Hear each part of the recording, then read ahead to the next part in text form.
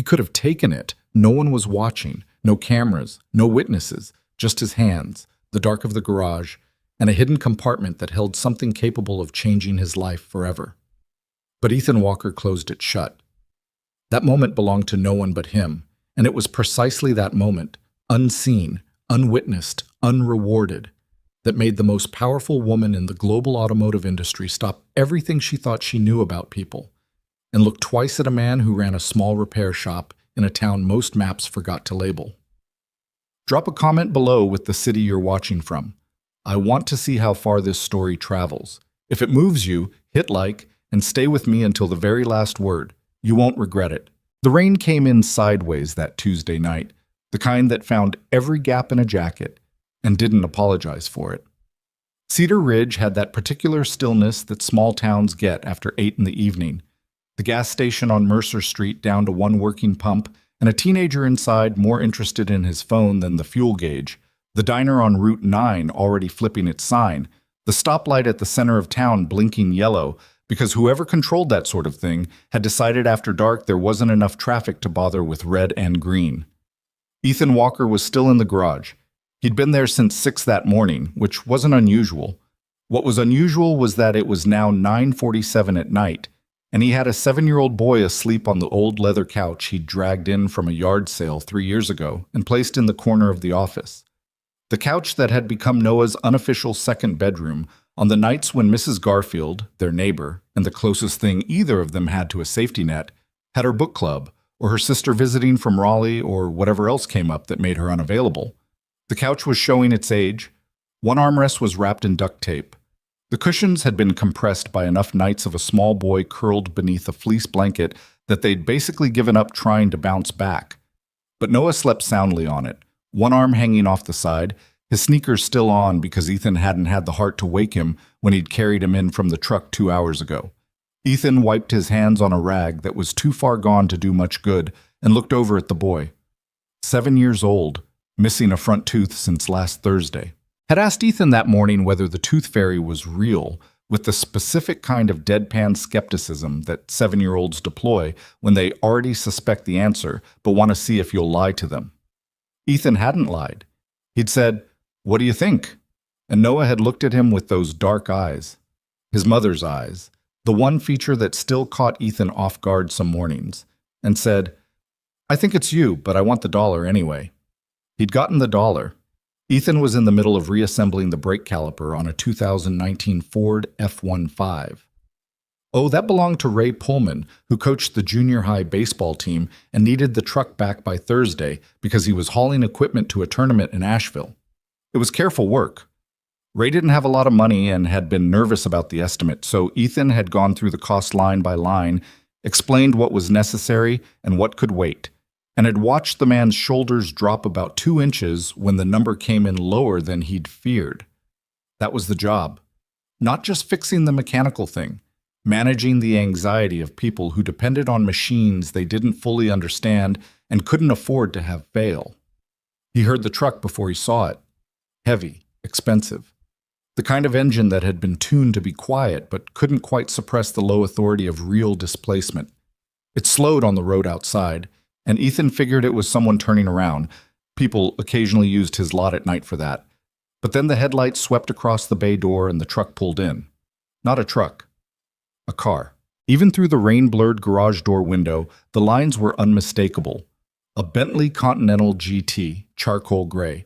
The kind of vehicle that had no reasonable explanation for being on the outskirts of Cedar Ridge, North Carolina, at 10 o'clock on a Tuesday in November. 2 men got out. Both in dark jackets, not the kind you bought at Target. One of them, shorter, with close-cropped hair going gray at the temples, walked to the garage bay door and knocked with his knuckle rather than his fist, which Ethan had always thought was a telling detail about a person. He set down the caliper and walked over. "We're closed," he said through the door. "I understand," the man said. His voice was clipped, professional. "We have a vehicle that needs service. We were told you were the best mechanic in the county." "You were told wrong. I'm the only mechanic in the county still open past 8. He unlatched the door anyway, because the rain was genuinely awful, and because turning people away had never sat right with him. "Come in." The 2 men stepped inside. The shorter one did the talking. The taller one stood near the bay entrance and looked at everything and said nothing, which Ethan recognized as the behavior of someone whose job was to look at everything and say nothing. "We need to leave the vehicle here for service," the shorter man said. "We'll arrange pickup when it's ready." "What's wrong with it?" "We'd prefer your assessment." Ethan looked past him toward the Bentley, sitting in the lot with rain sheeting off its roof. "I'd need to look at it." "Of course." "Tonight?" "Whenever is convenient for you." Ethan rubbed the back of his neck. He still had Ray's brake caliper to finish. He had a boy asleep on a couch. He had a gas bill due Friday and a water heater in the apartment above the garage that had been making a sound for 2 weeks that he was actively choosing not to investigate because he suspected what it would tell him. "Pull it in," he said. The man produced an envelope from inside his jacket. Sealed. His name, Walker, written on the front in clean capital letters, black ink, fountain pen from the look of it. "The owner's instructions are inside," the man said, "along with contact information for billing." "You're not the owner?" "No." "The owner's not coming?" "Not tonight." Ethan took the envelope. "What's the name on the account?" The man smiled, just barely. "The envelope has everything you need."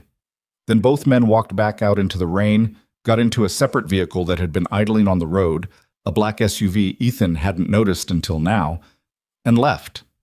The Bentley sat in his lot like a question he wasn't sure he wanted to answer.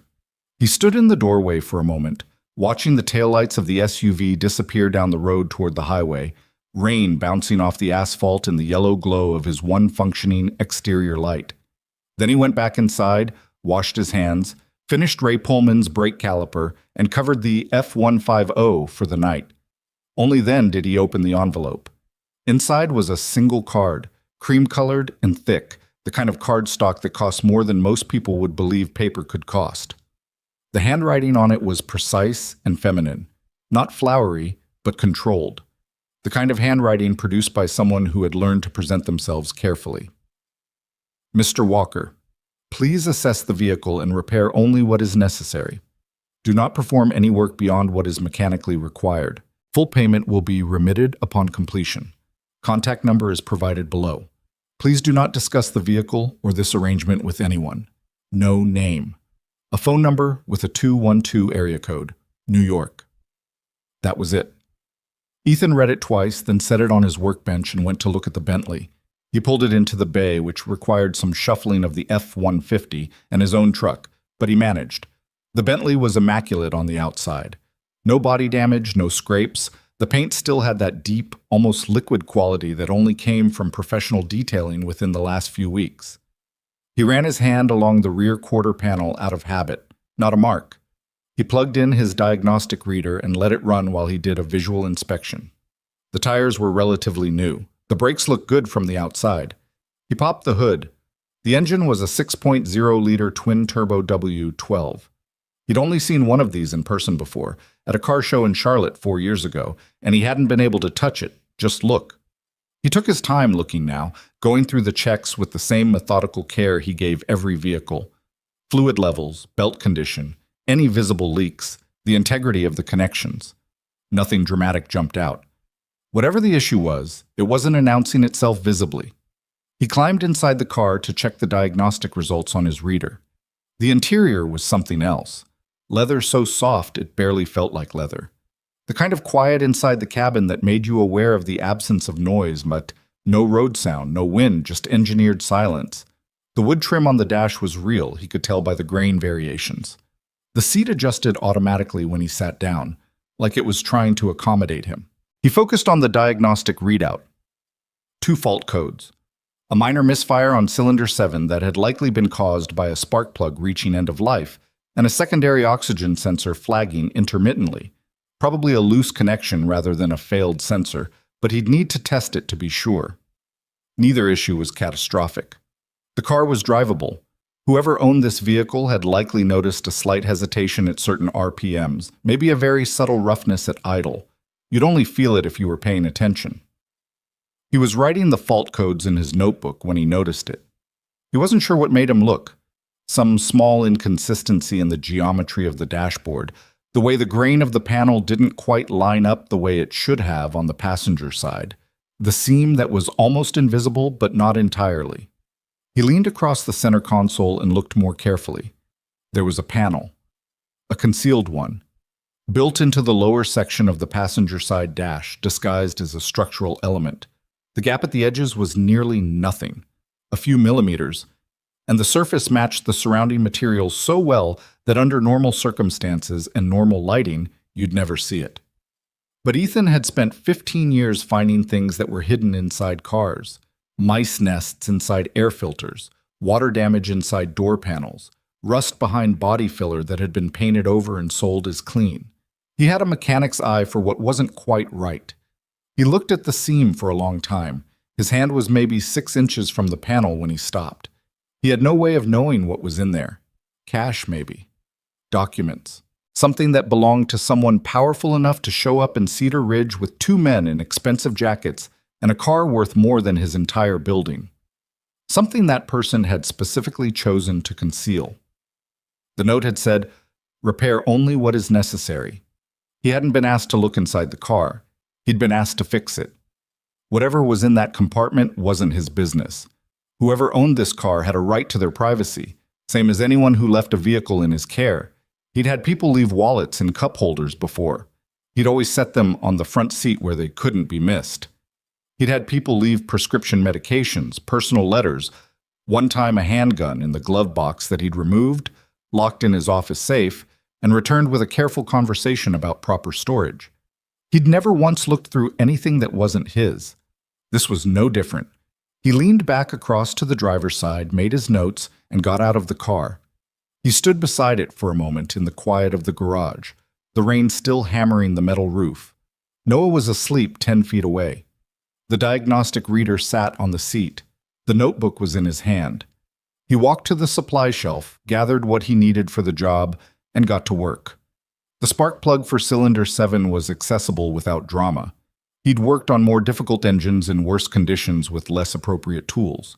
He replaced it, cleared the code, ran the engine to verify the fix. The idle smoothed out immediately, the subtle roughness gone. The oxygen sensor took longer. He had to trace the wiring carefully, check the connection at the sensor itself, follow the harness back toward the ECU. He found it eventually, a connector that had worked itself partially loose, likely from road vibration over time. He reseated it, applied proper dielectric grease to prevent recurrence, replaced the locking clip that had worn through. He cleared the code and let the car run through a complete drive cycle simulation on his diagnostic unit to confirm the fix held. It held. By midnight, the job was done. Clean. Both issues resolved. Nothing had been touched that didn't need touching. He hadn't changed the oil, which was slightly past due according to the vehicle's own indicator, because the note had said only what is necessary and low-mileage synthetic in a car driven this little wasn't a safety issue. He hadn't detailed the interior. He hadn't adjusted the tire pressure, which was marginally low on the rear left, because marginally low wasn't dangerous, and he hadn't been asked to check tires. He wrote up the invoice. Parts plus labor, calculated at his standard rate. He added a line for the diagnostic inspection. He did not add a premium for the car's value or the inconvenience of the hour or the strangeness of the arrangement. He added up the total. It was less than $500.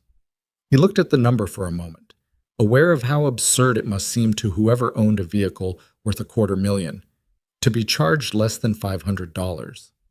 But that was the work done. That was the number. He printed the invoice, folded it into an envelope with the fault code report, and set it on the passenger seat. Then he noticed the watch. He hadn't seen it when he'd first gotten in. It must have been sitting in the gap between the passenger seat and the center console, tucked just far enough back to be invisible at a glance. But when he reached in to place the invoice envelope, his fingers found it. A watch, heavy, metal bracelet, the kind of watch that announced itself by weight before you even looked at the face. He pulled it out and turned it over in the shop light. It was a Patek Philippe. He recognized the name from an article he'd read once, the kind of magazine left in a waiting room at a specialist's office in Greensboro when he'd taken Noah in for an ear infection 2 years ago. An article about watches as investments. the watch in his hand. He didn't know the exact model, but based on the case style and what the article had described, he was looking at something that started around $40,000 and went up from there. He stood very still. The watch had been left in the car. Accidentally, obviously. It wasn't in the compartment. It was just wedged in the seat gap the way things got wedged in seat gaps when you lived with a vehicle long enough. Someone had taken it off, perhaps while driving, perhaps to make a call, and it had slipped. He found a small Ziploc bag in the office supplies drawer, the kind he used for storing small parts. Placed the watch inside, labeled the bag with a marker. Found in vehicle, passenger seat area, and set it on his desk next to the invoice copy. He'd figure out how to return it in the morning. The note had a phone number. He turned off the bay lights, checked on Noah, still out, still in his shoes, one arm still hanging, and sat down at his desk. He looked at the Bentley through the office window. Its charcoal paint caught the single desk lamp and gave nothing away. He had found something worth a great deal of money in that car. He had chosen not to open a compartment that was none of his business. He had charged a fair price for work that could have been billed at multiples of what he'd charged, and no one would have blinked. None of that felt like a decision. It felt like just how things were done. He opened his desk drawer and pulled out the small notebook where he kept Noah's school schedule, doctor appointments, baseball practice times. Thursday was show and tell. Noah had spent 3 evenings this week deciding whether to bring his collection of state quarters or the toy rocket that had belonged to Ethan's own father. He'd ultimately landed on the rocket. Ethan made a note to make sure the rocket was clean and presentable. He turned off the desk lamp and sat in the dark for a while, listening to the rain ease off on the roof, listening to his son breathe from the couch in the corner, listening to the particular silence of a small garage in a small town that had no idea what had just been parked inside it.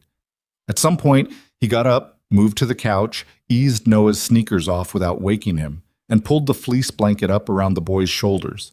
Noah stirred slightly, made a small sound, and burrowed deeper into the worn cushions. Ethan sat back down at his desk. He had a water heater that was dying upstairs. He had a gas bill due Friday. He had 7 vehicles scheduled for the rest of the week, and 2 of them were going to require conversations he wasn't looking forward to.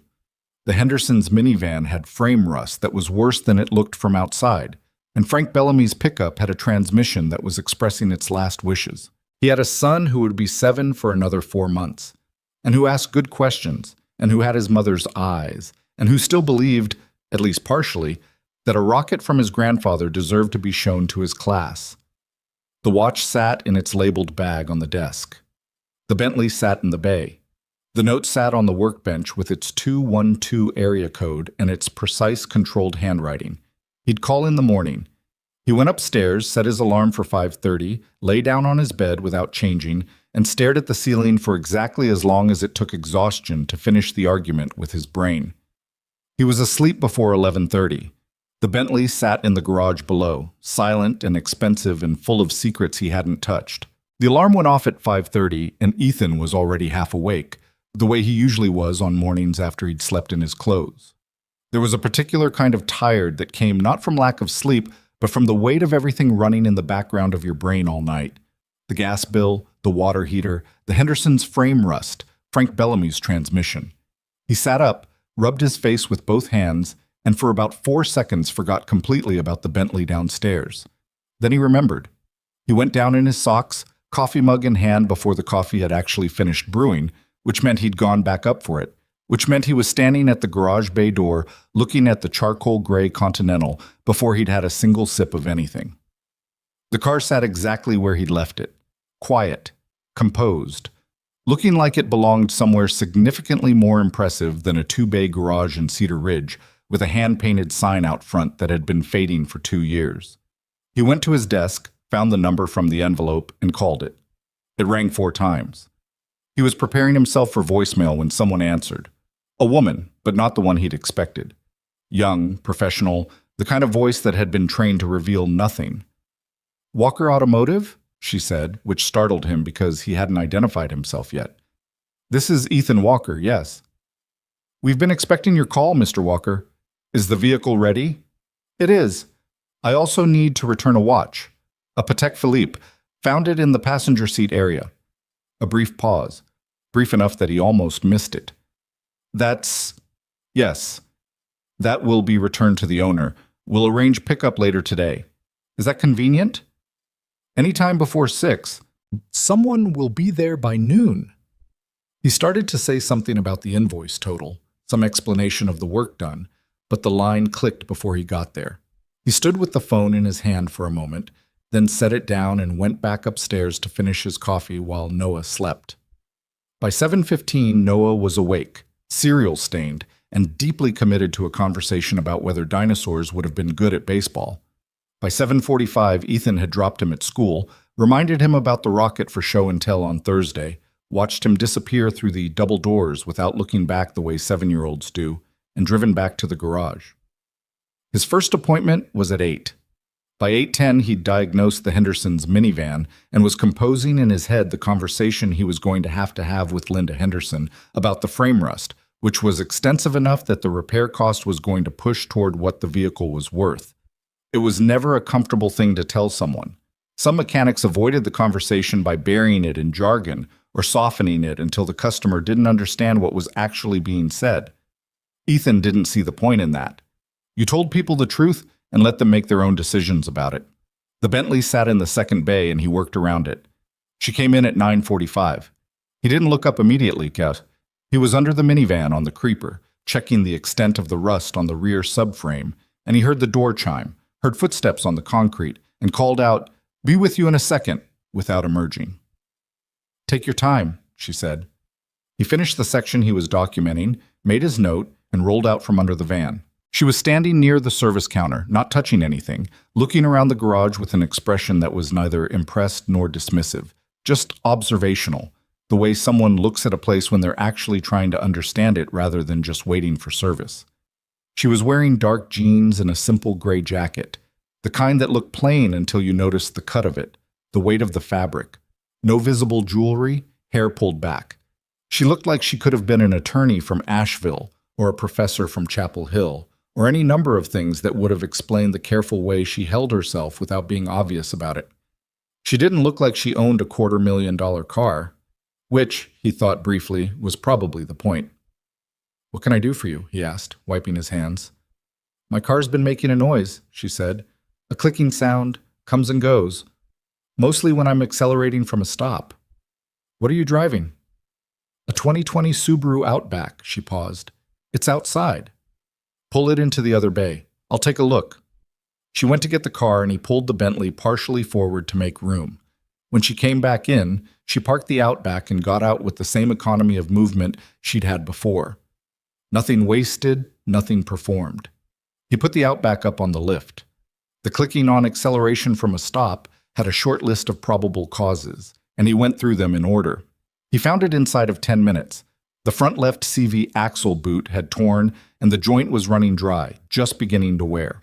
It wasn't catastrophic yet, but it was going to become catastrophic if it didn't get addressed. He lowered the lift and came around to find her standing a respectful distance from the work area, watching. "Your front left CV axle joint is drying out," he said. "The boot's torn. It's early enough that I can replace the boot and repack the joint, which is the cheaper option. But if you've been driving on it a while, sometimes the joint itself has already started to wear, in which case you're better off replacing the whole axle assembly. Which do you recommend?" "I'd want to inspect the joint itself before I told you that. Pull the axle, check the wear pattern. If it looks clean, boot and repack. If there's pitting or roughness, whole assembly."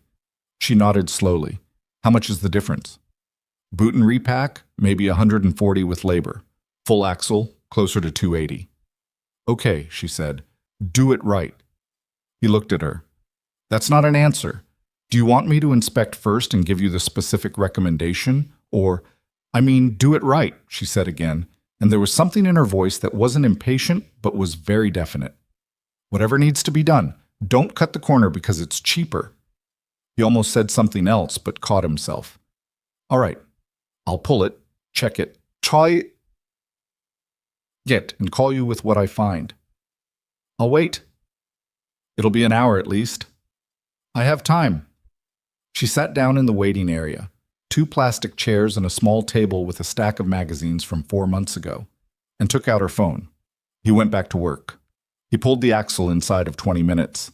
The joint had pitting, not severe, but there. He wasn't going to recommend the half fix on something that was already showing wear. He went to the waiting area doorway. "Joint's worn," he said. "I'd go full axle." She looked up from her phone. "Okay. I haven't given you the exact total yet.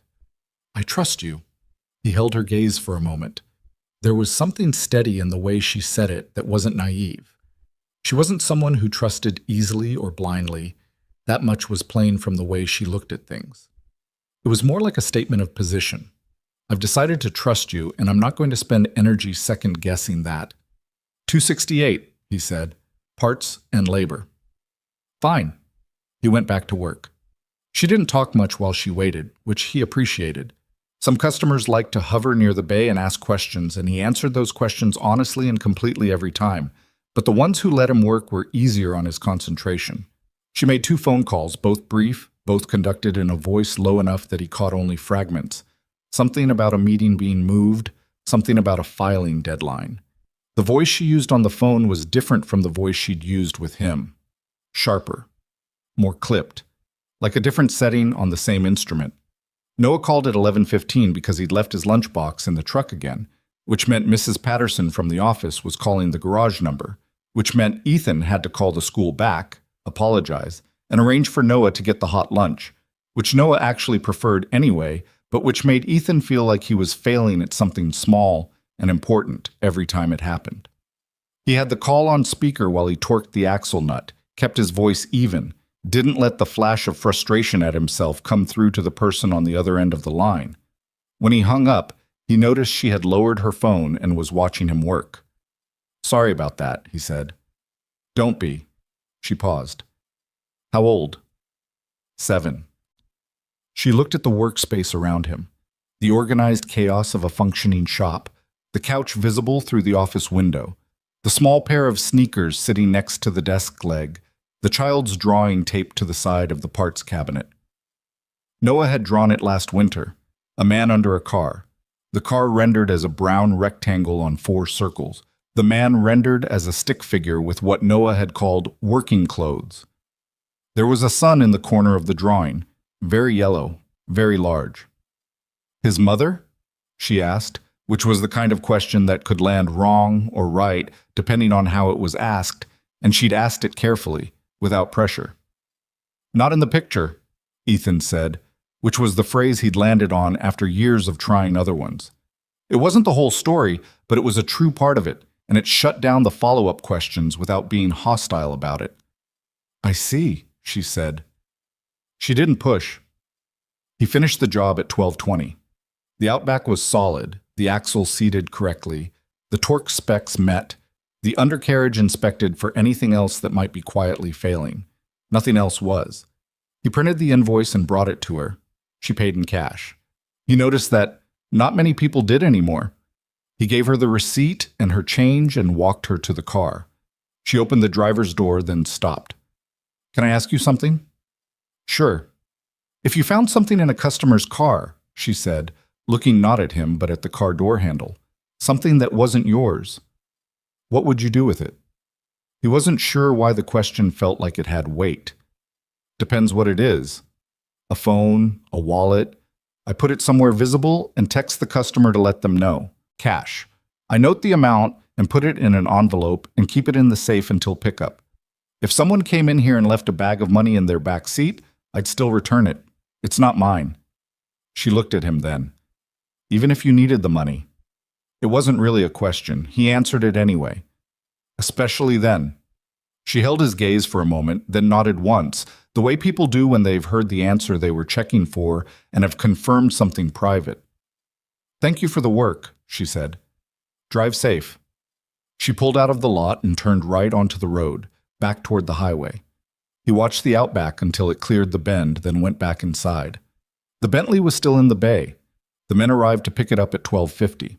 Not the same 2 as the night before, but 2 others, same jackets, same economy of presence.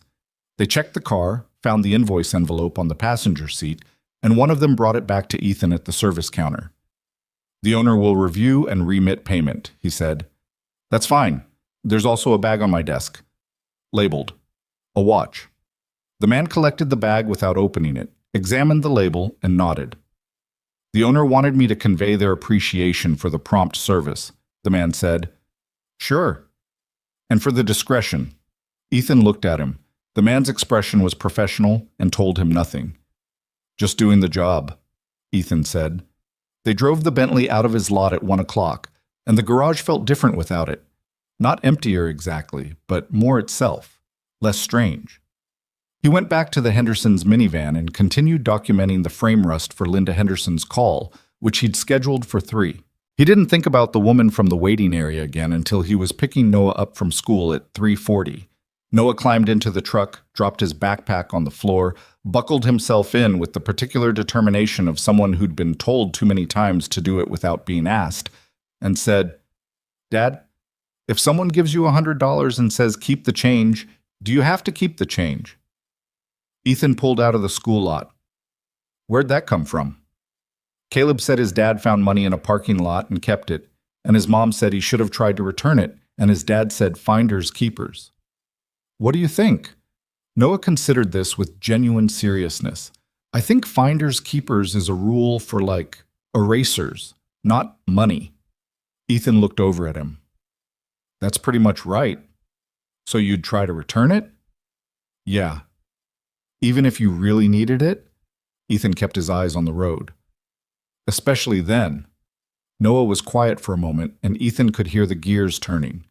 Because if you keep something that isn't yours, you know you did it, Noah said finally, even if nobody else does. Yeah, Ethan said. Exactly that.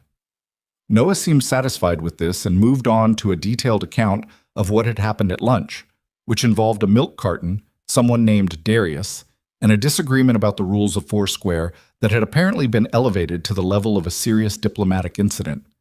Ethan listened, asked the right questions, and let his son talk. The payment arrived 2 days later.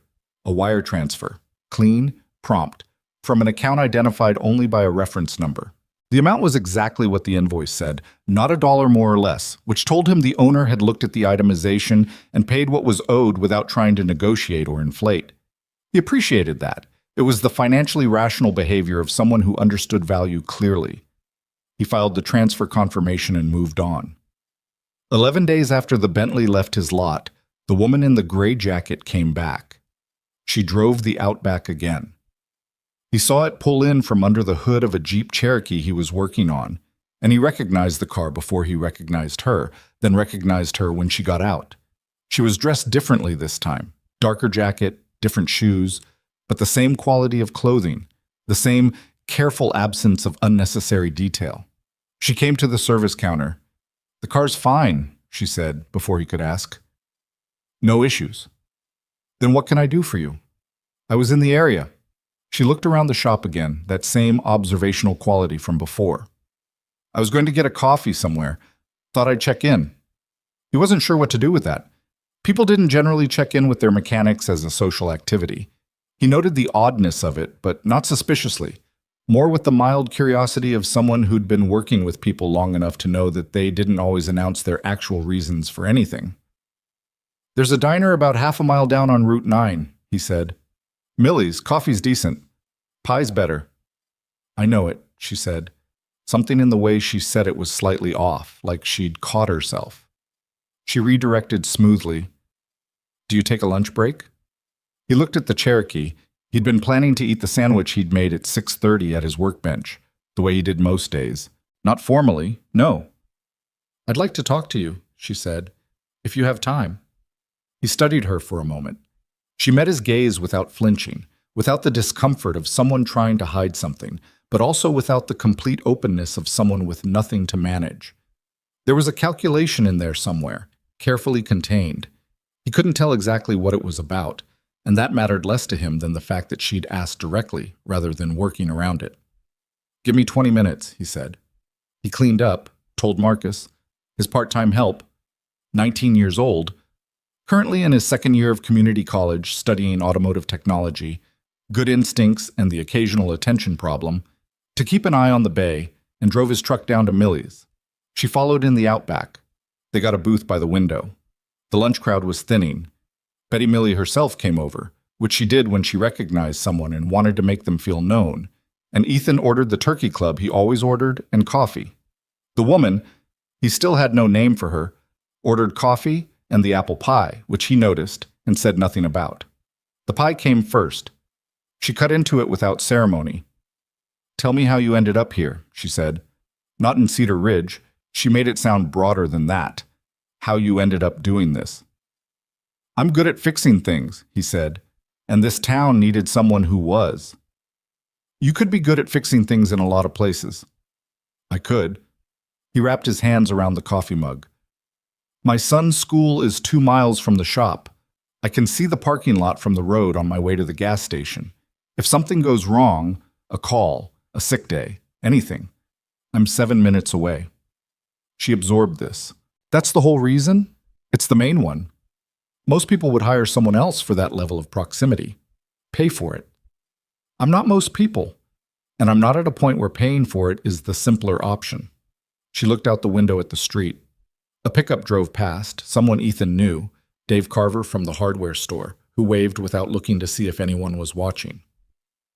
"Do you ever feel like you're wasting something?" she asked.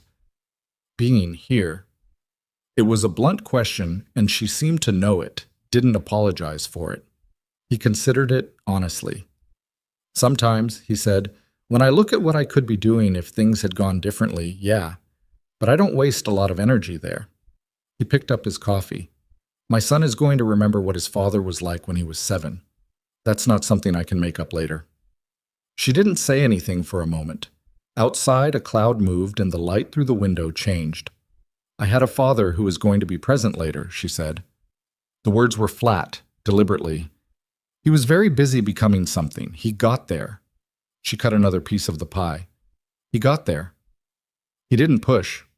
She clearly hadn't said it to invite a conversation.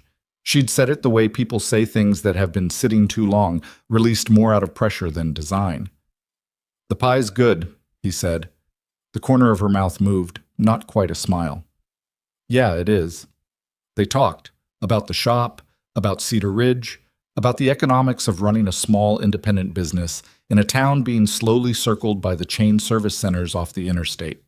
She asked good questions, specific questions, the kind you only asked if you'd already thought about the subject in some depth. He answered honestly, including the parts that weren't flattering, the months where the numbers were tight, the equipment he'd been delaying replacing, the reality that one major mechanical failure in his own infrastructure could push him into a place that would take years to recover from. She listened without offering solutions. He appreciated that too. He didn't ask her name. It seemed like if she'd wanted him to have it, she would have offered it. She'd said she wanted to talk, and this was what talking had turned into, and he wasn't going to manage it more than necessary. When they were done, he reached for the check. She was faster. "I asked you here," she said. "I'm aware. So I'll get it." He let her. He wasn't going to perform a struggle over $12. They walked out into the thin November sunlight and stood on the sidewalk. She turned up her collar against the wind, which had sharpened since morning. "Thank you for the company," she said. "Sure." He looked at her. "Are you going to tell me your name at some point?"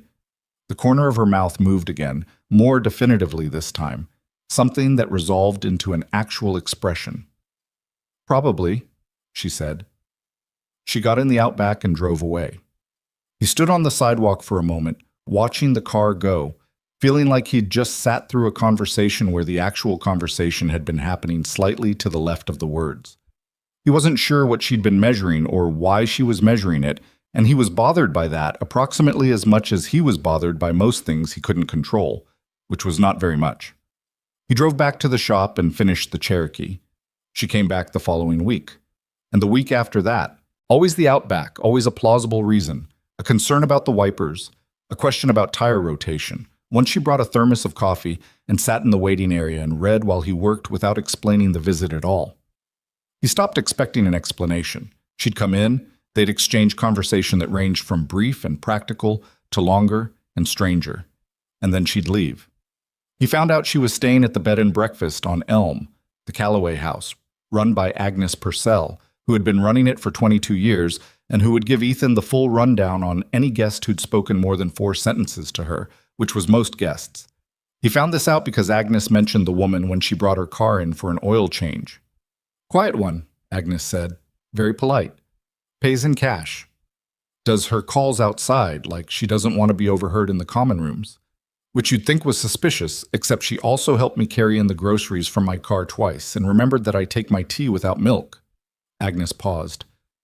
She asked about you. Ethan kept his eyes on what he was doing. Asked what?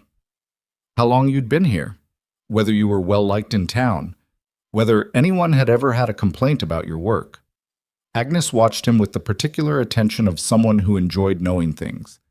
I told her nobody had a complaint that I'd heard, which is true, and that you'd been here since you were 26 and you'd fixed my husband's truck twice for what I was sure was less than you should have charged, and he never had another problem with it, which is also true. I appreciate that. She seemed satisfied. Agnes accepted her invoice. Pretty woman, good manners, expensive shoes. He thought about it that evening while he made dinner. Noah was doing homework at the kitchen table, or was supposed to be, and was actually drawing a detailed illustration of a dinosaur playing baseball, which Ethan didn't mention because the math would still get done eventually, and the dinosaur was extremely well rendered for a 7-year-old. He thought about the Bentley. He thought about the compartment he hadn't opened. He thought about the watch he'd returned. He thought about the invoice he'd calculated at his standard rate for a car whose owner could have paid 5 times that without noticing. He thought about a woman who showed up repeatedly at a garage in a small town with questions that were too specific to be casual, dressed carefully to look like she wasn't dressed carefully, asking about his life in ways that were probing without being intrusive. He thought about the pie. He wasn't certain. Not fully. But he was a person who paid attention to the things in front of him, who had been doing that his whole working life, who had learned that the things people didn't say were frequently more informative than what they did say. He thought that the Bentley and the woman might be the same story. He didn't do anything with the thought. There was nothing to do with it. If she wanted him to know something, she'd tell him. If she didn't, that was her right. He hadn't asked her name and she hadn't volunteered it, and neither of those things had stopped the conversations from meaning something, in the quiet, specific way that conversations sometimes meant something without either party acknowledging it out loud. Noah finished the dinosaur and moved on to the math without being asked. Ethan served the pasta and they ate, and Noah talked about Thursday. Show and tell was this week. The rocket was ready. He'd cleaned it himself with the old toothbrush Ethan had given him for the purpose, and he was prepared to explain to the class that it had belonged to his grandfather, who had worked on aircraft in the military, which was as much as Ethan had told him, because it was as much as Ethan knew with any certainty. Do you think they'll think it's cool? Noah asked. I think some will and some won't, Ethan said. That's usually how it goes. What if nobody thinks it's cool? Then you know it's cool and that's enough. Noah thought about this and clearly found it partially satisfying and partially insufficient, which was honest and appropriate for a 7-year-old. He went to bed at 8:30, argued briefly and without real conviction for 9, accepted 8:45 as a compromise, and was asleep before Ethan had finished the dishes. Ethan stood at the kitchen window and looked out at the back lot of the garage below, dark now, the security light catching the corner of the lot, a thin skin of frost beginning to form on the windshields of the 2 vehicles waiting for next day service. He'd been in this town for 6 years. He'd built something real here, something that ran on consistency and honesty, and showing up and doing the work the same way whether anyone was watching or not. It wasn't glamorous. It wasn't large. But it was his, entirely, without compromise, and that was a thing he'd come to understand was worth protecting. Whatever was happening with the woman in the gray jacket, whatever she was measuring, whatever conclusion she was moving toward, he was going to be exactly what he was. Not because he knew he was being watched, because there was no other way he knew how to be. He turned off the kitchen light and went to check on Noah one more time before bed. His son slept the way children slept when they felt safe, completely, ungracefully, one leg hanging off the mattress, the rocket sitting on the nightstand where he'd placed it ready for Thursday, clean and silver under the small nightlight. Ethan straightened the blanket, turned off the nightlight, and stood in the doorway for a moment in the dark. Outside, Cedar Ridge was quiet. Somewhere in the Calloway house on Elm Street, a woman who hadn't given him her name was making decisions that he didn't know about yet. He went to bed and didn't dream about any of it. She came back on a Thursday. Ethan knew it was Thursday because Noah had done show and tell that morning and had called at lunch. Through Mrs. Patterson again. Through the same patient school secretary who had become an accidental fixture in their communication system, to report that the rocket had been, in his precise words, a big hit with most people, and Caleb said it was fake, but Caleb is wrong about everything. Ethan had gotten off the call smiling in a way that lingered into the afternoon, the private satisfaction of a good morning making the rest of the day easier to move through. He was in the middle of replacing the serpentine belt on a Dodge Caravan when he heard the car pull in. He knew from the engine note it wasn't the Outback. Different displacement, smoother, quieter, in the particular way that expensive engineering made things quiet. He came out from under the hood with a wrench in his hand and confirmed what some part of him had already worked out. The Bentley was back. Not delivered this time. Driven. She got out of the driver's side and stood beside the car and looked at him across the lot with the same steady expression she'd been giving him for 3 weeks, except there was something different about it today. Something that had come unhitched from the careful management she usually applied. She looked, for the first time since he'd known her, like she was slightly unsure of what she was about to do. He set the wrench on the hood of the Caravan and walked out to meet her. They stood about 6 feet apart in the pale December light, the Bentley between them and the road, the garage sign behind him catching a gust of wind and swaying on its bracket, the way it always did, and which he kept meaning to fix. "That's your car," he said. It wasn't a question. She took it as one anyway. "Yes." He looked at the Continental, then back at her. "The other one. The Outback. Borrowed. From a colleague." He nodded slowly. He'd been right then about the Bentley and the woman being the same story. He'd been right about most of it. Being right about it didn't produce the satisfaction it might have.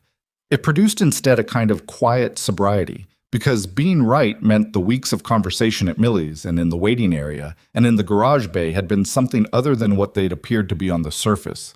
Not dishonest exactly, but layered, constructed. "You want to come inside?" he said. She did. He poured 2 cups of coffee from the machine on the office counter, the machine that ran on grounds he bought in bulk from the warehouse store in Greensboro because the single-serve pods were 60 cents each, and he made too much coffee for that math to work, and handed her one. She held it with both hands. The office was small and slightly cluttered, the way working spaces got when efficiency took precedence over organization, and she sat in the chair across from his desk and looked at Noah's drawing on the cabinet and didn't say anything for a moment. "My name is Victoria Hale," she said. He knew the name, not the way you knew someone personally, but the way you knew names that showed up in business news and automotive industry coverage, the kind of articles his parts supplier had forwarded to him twice in the past year with comments like, "This woman is changing the whole distribution model, and you should know who she is." Victoria Hale, 30 years old, CEO of Hale Automotive Group, which had started as her late grandfather's regional dealership chain and had been transformed under her into something global and aggressive and worth, according to one article he'd skimmed, somewhere north of $4 billion. He sat down across from her. "Okay," he said. She looked at him carefully. "That's all? Okay?" I had a reasonable guess it was something like that. The car, the men, the note. He wrapped his hands around his own mug. "The weeks of showing up. You didn't say anything. You didn't ask me to." She was quiet for a moment. Outside, the wind moved through the lot and the garage sign swayed again on its bracket. "I owe you an explanation," she said. "You don't owe me anything, but I'll hear it if you want to give it." What she told him was this. She'd been running Hale Automotive for 4 years, and in 4 years she'd made decisions about people, hiring, promoting, trusting, that had cost her in ways she was still calculating, not financially. The company was financially healthy, but she'd promoted people who presented well and performed poorly in the specific way that mattered most to her, which was the way a person behaved when they thought no one was tracking them. She'd given authority to people who managed up brilliantly and extracted from below without conscience. She'd trusted advisors who'd told her what she wanted to hear rather than what she needed to know. She'd developed, over time, a practice. When she encountered someone who was in a position to act with or without integrity, a vendor, a partner, a potential hire, she created conditions where the choice was available, and she watched. Not entrapment, nothing manufactured. She put the situation in front of them honestly, or as honestly as she could, and let them show her who they were. The Bentley had been her car. The hidden compartment contained, she said without specifying further, documents related to an ongoing legal matter that would have been extremely valuable to certain people and extremely damaging to her if they'd been copied or photographed. The watch had been genuinely lost. She hadn't planned that. But it had become part of the picture. The invoice, she said. You charged $462. That was the work done. Ethan. She said his name in a way that acknowledged she'd been using it for weeks without full permission. The diagnostic alone on a vehicle of that value typically runs $600. Shop rate premium for Bentley service is standard. You charged your standard rate. You returned a $40,000 watch with a handwritten label on a Ziploc bag. It wasn't my watch. No, it wasn't. She looked at her coffee. I've done this test, versions of it, 7 times in 4 years, with 7 different people in 7 different contexts. You're the first one who passed every part of it. He sat with that for a moment. What happened to the other 6? 2 kept cash that was left visible in the vehicle. One had the compartment open within 20 minutes. I had a sensor. One overcharged by 400% and would have gone higher. One kept the watch. She paused. One passed the vehicle test and failed a different one later. Trust has layers. He looked at her across the desk. She looked tired, he thought. Not from the day, but from something longer than a day. The kind of tired that came from spending years operating in a world where you couldn't take anything at face value and had developed systems to compensate for that, and where even the systems were exhausting. I'm not angry, he said. She looked slightly surprised. Most people would be. Most people would feel manipulated. I get that. He considered it. But you left a car here, and I fixed it honestly. You came in as a customer and I dealt with you honestly. I didn't do any of that because I thought I was being watched. I did it because that's how I do things. He set his mug down. You watching doesn't change what I did, so I don't have a lot to be angry about. She looked at him for a long moment. That's a very rational response to finding out you've been under observation for 3 weeks. I'm a practical person. She almost smiled. The almost smile was something he'd cataloged over the weeks. It appeared at specific moments, when something caught her genuinely, rather than through the managed surface she wore most of the time. It looked more like her than the composed default did. Then she straightened slightly, and something shifted in her posture. The same shift he'd noticed during her phone calls at the shop. The setting change. She was moving into something more formal. He watched it happen. I want to offer you a position, she said, within Hale Automotive. He didn't say anything. Director of Operational Integrity, she said. It's a new role. I want to create it around someone who actually understands what operational integrity looks like from the inside. Someone who's lived it rather than studied it. She named a salary figure that was more than 3 times his current annual income. Full benefits. Relocation assistance to New York or to our Southeast Regional office in Charlotte. Equity stake in a performance fund that... No, he said. She stopped. The words sat in the small office, and neither of them moved for a moment. I haven't finished the... I appreciate it, he said, and I mean that without any performance. What you're describing sounds like a serious offer, and I can tell you put thought into it. He looked at her directly. The answer is no. She set her coffee down with a precision that was, he thought, her version of taking a breath. Can I ask why? Noah is 7, he said. He's going to be 7 for another 3.5 months. Then he's going to be 8 and 9. And I'm going to be present for that, physically present, the way my father was not. For reasons that were partly his fault and partly circumstance, and partly just the way things broke. I made a decision when Noah was 2 and his mother left, and I was 29 years old and I had a garage and a kid, and no particular plan, and the decision was that being there was the non-negotiable thing. Everything else was negotiable. Being there was not. She was watching him with the kind of careful attention she gave to things that were informing her understanding of something. Charlotte is 4 hours, she said. The Southeast office, 4 hours is 4 hours. That's a different life than 2 miles. He wasn't combative about it. He said it the way he said things, straight, without decoration. I know what a director of operational integrity in a billion-dollar company's schedule looks like. I know what that demands. And I know that what I'm saying no to is extraordinary, and that most people would call me crazy for saying it. He looked at her. But I'm not most people. You already knew that. She was quiet for what felt like a long time, but was probably 20 seconds. You could make more, do more, affect more people. I'm affecting the person I need to affect most right now, he said. When he's older and needs me in a different way, maybe the calculation changes. Right now it doesn't. She looked down at her hands around the coffee mug. Something crossed her face. Not quite pain, but a neighbor of it. He thought about what she'd said at Millie's. He was very busy becoming something. He got there. He didn't say anything about it. She hadn't offered it for comment, and he wasn't going to use it as leverage now. What if I told you I could structure the role to accommodate Victoria?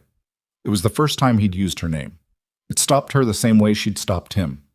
I'm not negotiating. I'm not holding out for a better offer. I'm telling you what's true for me. She looked at him. The managed surface was completely down now. He could see it, the way you could see weather moving in over flat land before it arrived, a change in the quality of the light. Whatever she'd expected from this conversation, this specific configuration of it wasn't it. People didn't say no to Victoria Hale. Or if they did, they said it with caveats and conditions and suggestions for how the no might eventually become a yes. He'd just said no the way you closed a door, firmly, without slamming it, but completely. You're serious, she said. Yes. She looked at the drawing on the cabinet, the man under the car, the brown rectangle, the very yellow sun.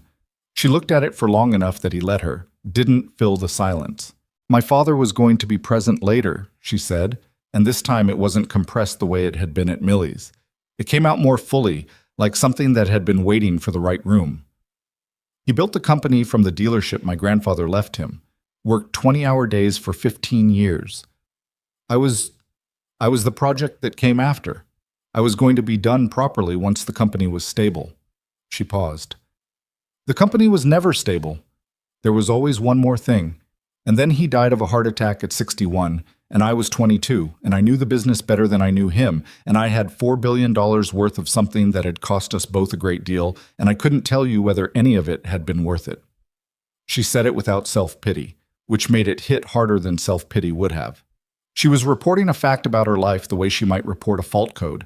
This is what happened. This is the outcome. This is the thing that cannot be repaired but must be understood. I'm sorry, he said. Don't be. It's just history.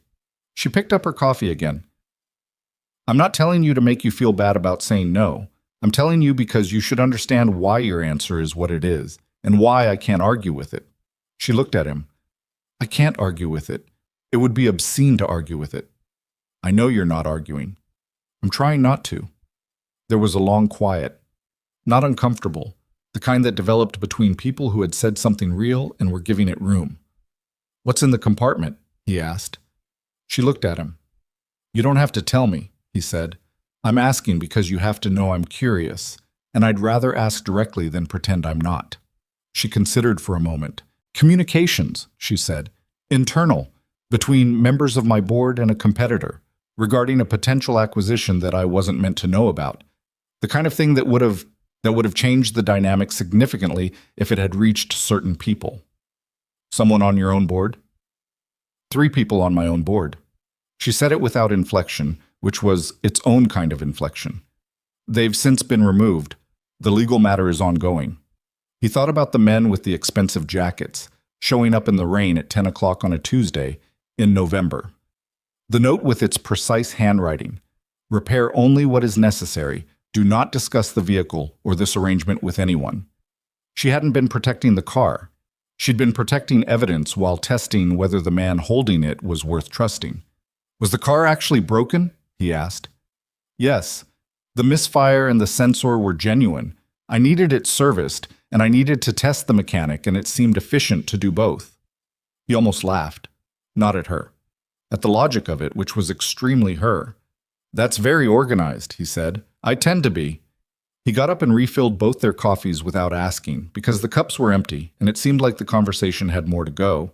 She watched him do it with that observational quality, and when he sat back down, she said, "Do you know what the hardest part of this job is? Not the legal exposure, not the board politics. The hardest part is that you reach a point where you can't easily tell who's real." Real how? Whether people are doing what they're doing because it's right or because you're watching. Whether someone's being honest with you because they respect honesty or because they want something from you. She turned the mug in her hands. After long enough in this position, you start to look at every interaction and ask yourself what the angle is. What's being managed? What's not being said? She looked up at him. You stopped looking for the angle. I don't live my life looking for angles. I know, that's what I'm saying. She set the mug down.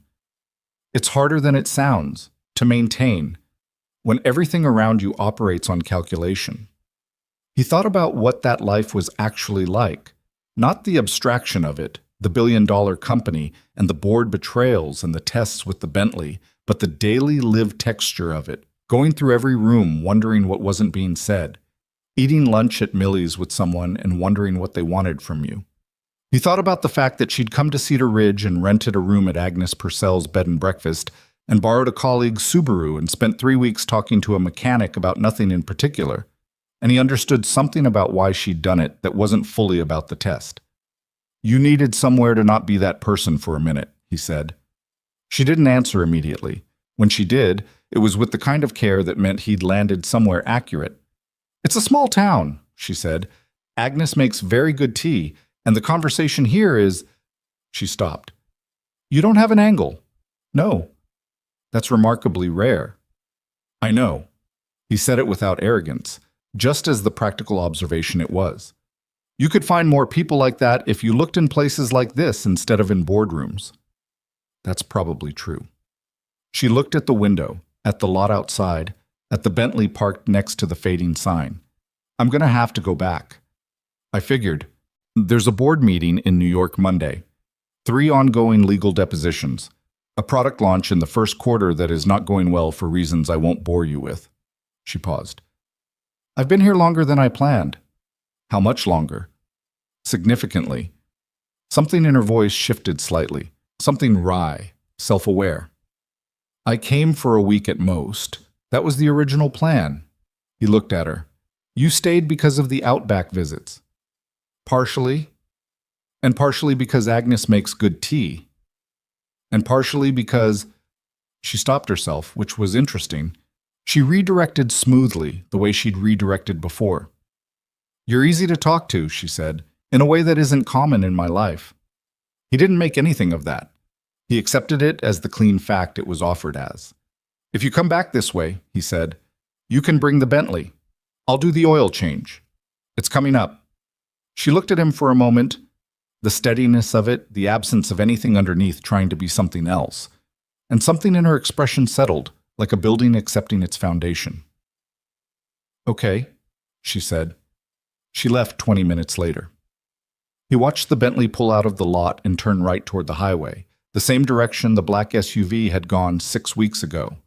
He stood in the doorway with the cold coming in off the road and let it go. Marcus came out of the bay with a question about the caravan's belt routing, and they went back inside and the work resumed, which was the thing about work. It resumed.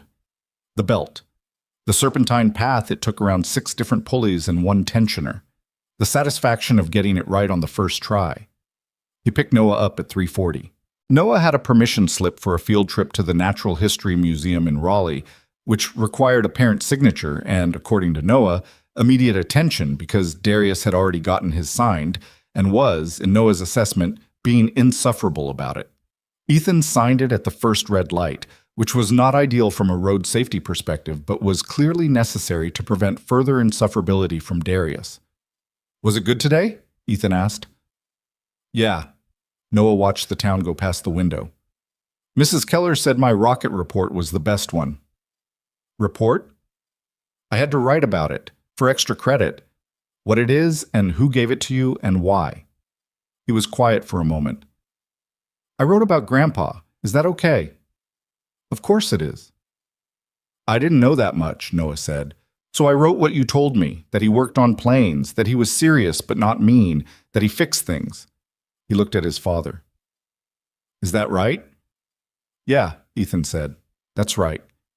I wrote that you're like him, Noah said, because you fix things too, and you're serious but not mean. He seemed slightly uncertain about this, the way kids got when they'd done something that felt like it mattered and weren't sure if it was allowed to matter. Was that okay to write? Ethan kept his eyes on the road. The town was thin around them. Bare November trees, the hardware store, the gas station, the stoplight at the center blinking yellow in the gray afternoon. Yeah, he said. That was more than okay. Noah seemed satisfied. He turned back to the window and watched the town pass, and Ethan drove them home through the cold. That night, after dinner, after Noah was in bed, after the dishes and the gas bill which he paid online because the due date was tomorrow. And he'd almost forgotten. Ethan sat at the kitchen table with a cup of coffee he didn't particularly need and thought about what Victoria Hale had offered him. He thought about the salary number she'd said. He thought about what that number would mean for the water heater, for the equipment replacement, for Noah's college fund, which currently held enough to cover maybe one semester at a state school if things didn't change. He thought about the equipment replacement fund he'd been building for 3 years toward a new alignment rack. He thought about all of the things that number would have made easier. Then he thought about Noah at 2 years old, in the weeks after Sarah left, sitting in the middle of the garage floor while Ethan worked on a customer's car because he'd had no one else to watch him and the work couldn't stop. Noah at 2 had been the kind of toddler who found a thing and focused on it completely. He'd found the bottom rung of the creeper and spent 40 minutes pushing it back and forth, while Ethan changed oil 3 feet away, the two of them in a companionable parallel silence that Ethan could still feel in his hands if he thought about it. He thought about Noah at 7, asleep in the next room with the rocket on his nightstand, who had written a school report connecting 3 generations of men who fixed things. He thought about his father, who had fixed aircraft and not much else, who had been present for Ethan's childhood in body and somewhere else in mind, who had died of a stroke at 58 before Ethan could ask him the questions he'd accumulated over 30 years of trying to understand the gap between them. He thought about Victoria Hale's father building something enormous and leaving behind someone who knew the business better than she knew him.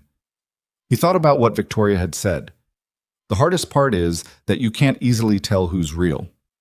He thought about what it cost to live that way. He thought about the 3 weeks she'd spent in Cedar Ridge, in Agnes Purcell's house, borrowing a colleague's Subaru, eating pie at Millie's, sitting in a plastic chair in his waiting room with a thermos of coffee, and no particular explanation.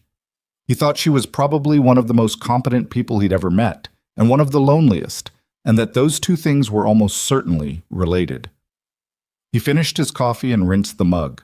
He checked on Noah. Still out, rocket still on the nightstand, blanket kicked to the foot of the bed the way it always was by midnight. He pulled the blanket up. Noah stirred, made a sound, settled. Ethan stood in the doorway. The house was quiet. The garage was dark below. The gas bill was paid. The field trip permission slip was signed. The serpentine belt on the Caravan was correctly routed. Ray Pullman's truck had gotten to the tournament in Asheville without incident. Ray had texted a photo of the team with the equipment, a brief thanks man that arrived while Ethan was eating lunch. These were the things. Not glamorous, not large, but real, in a way that he'd chosen and would keep choosing. He went to bed. 3 days later, a package arrived at the garage. No return address. The handwriting on the label was the same precise, controlled hand from the first note, fountain pen, clean capital letters. Inside was a single bottle of motor oil, the specific full synthetic blend recommended for the Bentley's W12 engine, and a card. The card said, "For when I bring it back. VH." He put the bottle on the shelf with a label identifying it and went back to work. January came to Cedar Ridge the way it usually did. Without ceremony, just a hard drop in temperature and a sky that stayed the color of old concrete for days at a time. The garage was busier in winter. Cold did things to cars that other seasons didn't. Killed batteries, thickened fluids, revealed every small structural weakness that summer had been hiding. Ethan kept a space heater running in the bay and wore an extra layer under his work shirt and stayed later than he'd planned on most evenings, the seasonal rhythm of it familiar enough that he moved through it without much resistance. He hadn't heard from Victoria Hale in 3 weeks. The bottle of oil sat on its labeled shelf. He didn't think about it every day. Some days he thought about it quite a bit, and on those days he generally found something mechanical to concentrate on until the thought passed, which it always did. Marcus had started asking better questions, which Ethan took as a good sign. Not better in the sense of more complex, better in the sense of more precise. The difference between a young mechanic who asked, "Why isn't this working?" and one who asked, "The pressure reading is showing this specific value at this specific point in the cycle. What does that tell us about where the failure is?" was the difference between someone guessing and someone thinking. Marcus was crossing that line slowly on the good days. On the bad days, he was 19 and distracted and put apart back in the wrong orientation and had to be walked back through it with the patience of someone who remembered being 19 and distracted. Noah had made it through the field trip to Raleigh without incident, which Ethan counted as a full success given that Darius had apparently tried to touch a Cretaceous-era fossil display and had been firmly redirected by a museum employee, an event Noah described with the narrative satisfaction of a natural storyteller.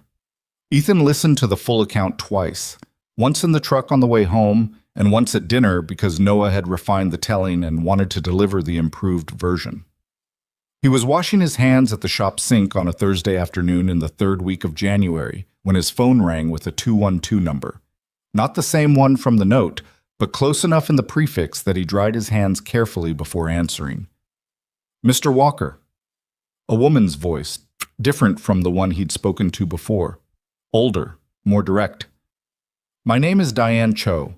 I'm Victoria Hale's chief of staff. She's asked me to reach out to you regarding a proposal she'd like to discuss. Would you be available for a call tomorrow morning?"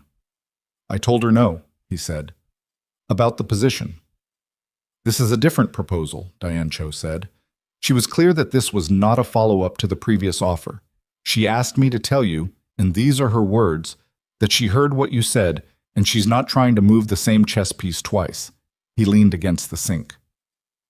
Outside the office window, Marcus was torquing a wheel on a Honda Civic with the kind of focused attention that meant he was counting in his head, which was what Ethan had told him to do, and which Marcus had apparently adopted as practice. "What time?" Ethan said. 8, if that works." "That works." He spent the rest of the afternoon not thinking about it, which was not the same as not thinking about it, but close enough that he got through 3 jobs without losing his place. He picked up Noah, made dinner, helped with math homework, fractions, which Noah approached with the resigned fatalism of someone confronting an unfair universe, and put him to bed at the negotiated time of 8:45. Then he sat at the kitchen table and wondered what Victoria Hale wanted that wasn't the previous thing. The call came at 8:02 the next morning, which told him something about Diane Cho. Victoria was on the line too. He recognized her voice before she identified herself, the particular quality of it, the control of it. "Thank you for taking the call," she said. "You said it wasn't the same proposal." "It isn't." A pause, brief, organized. "I've been thinking about what you told me, about why you're in Cedar Ridge, about what the work means to you." Another pause. "I want to build something, near your shop, something that isn't going to take you away from your son or from the community you've built, something that brings the opportunity to you instead of asking you to go to it." He was quiet. "I want to fund an automotive training center," she said, "purpose-built, adjacent to your property. There's a parcel east of your lot that's been vacant for 11 years. I had someone look at the title situation, and it's clean. The idea is a working facility where young people from Cedar Ridge and the surrounding county can learn real automotive skills. Not a vocational program attached to a school system that underfunds it. A proper center with proper equipment, proper instruction." A brief pause. "With you at the center of it." He set his coffee down. "That's a significant investment." "Yes." "Why?" The question sat there. He meant it genuinely, not skeptically, but as an actual inquiry. She'd offered him $140,000 a year and a title, and he'd said no, and now she was proposing to build something in his town, adjacent to his garage, presumably at a cost of several $1 million in construction and equipment alone, and he wanted to understand the actual reason. "Because I can," she said. And then, after a beat, more honestly, "And because you showed me something I hadn't seen in a long time, and I want to be in proximity to whatever produced that, even if I can't take it back to New York with me." She paused. "That's the honest version. I appreciate the honest version. There's also a business rationale," she said. "Hale Automotive has a skilled trade shortage problem that is industry-wide and accelerating. We need trained technicians, and we're not getting them at the rate we need them. And the pipeline is broken at the education end. A well-run training center in an underserved market is something I can justify to the board as strategic investment. So it's not purely altruism. I want you to know that." He picked up his coffee again. "I like that you said that." "I thought you might." He looked out the kitchen window at the January light, thin and white on the back lot. The parcel east of his property was visible from here. He'd looked at it more times than he could count over the years. A flat rectangle of weedy ground behind a chain-link fence, an abandoned concrete pad from some previous structure that hadn't made it, the remnants of a gravel drive leading to nothing. He'd thought about it as potential parking expansion twice, and both times had gotten distracted by something more immediate. "What would it look like?" he said. "Specifically." She had specifics. She'd prepared this call, which didn't surprise him. 4 bays minimum, she said, purpose-designed for instructional use, wider than standard to allow multiple people working simultaneously, viewing angles accounted for, proper ventilation and lighting. A classroom component, small, not a lecture hall, something that felt like a working environment rather than a school. A tool library, diagnostic equipment current enough to be relevant to vehicles the students would actually encounter in the industry. She had a figure in mind for the initial build-out and a separate operational budget for the first 3 years while the program established itself. He listened through all of it. "What do you need from me?" he said. "Your involvement, your presence, not administrative. I have people for the administrative work. What I need is what you actually are, which is someone who knows this work from the ground up and knows what it means to do it with integrity." She paused. The title would be something like lead instructor or technical director, whatever you're comfortable with. Your garage stays yours. Your schedule stays yours in the sense that your commitments to Noah stay primary. This is structured around your life, not the other way around. He was quiet for a long moment. Long enough that she said, "Ethan?" "I'm thinking," he said. "Take the time." He thought about Marcus, who was getting better, who had arrived at his shop at 19 with more potential than training, and who was currently being shaped by whatever Ethan happened to demonstrate in any given day. He thought about how many Marcuses there were in Faro County. Kids with aptitude and no clear path toward it. No mentors with time and equipment and the willingness to show them what the work actually looked like when it was done right. He thought about the community college program in Greensboro that was technically available to them if they had transportation and the ability to structure their lives around a commute, which many of them didn't. He thought about what his own shop had been built on, the consistency of doing things the right way, the ethic that had apparently been visible enough to pass a test administered by one of the most exacting people he'd ever met. He thought about whether that ethic could be taught or whether it was only demonstrated. And then he thought about Noah writing the school report and connecting it to his grandfather, 3 generations of men who fix things. And he thought that maybe demonstration was enough. Maybe if you showed it clearly and consistently and without exception, the people watching absorbed it. "I need to see the site plan," he said, "and I want to be involved in the equipment decisions, not overseeing, but involved. I know what's worth buying and what's a waste." A beat. Then, "Of course. And the program has to serve people from this county specifically, not a general regional program that pulls from 3 hours away. Local first." "Agreed. And I'm not putting my name on anything I'm not present for. If I'm the technical director, I'm actually there, actually teaching, not a figurehead while someone else runs it in my name." "I wouldn't have proposed it any other way," she said. "The whole point is you." He exhaled slowly. "Okay," he said. A small silence. "Okay meaning T? Okay meaning yes. Let's build it." He could hear something change in her voice. Not dramatic, not celebratory, just a kind of release, like a structural tension resolving. Good, she said. I'll have Diane send you the site documentation. We should meet in person when you're available. I can come to Cedar Ridge or meet you in Charlotte, whichever works. Cedar Ridge, he said. You know where the garage is.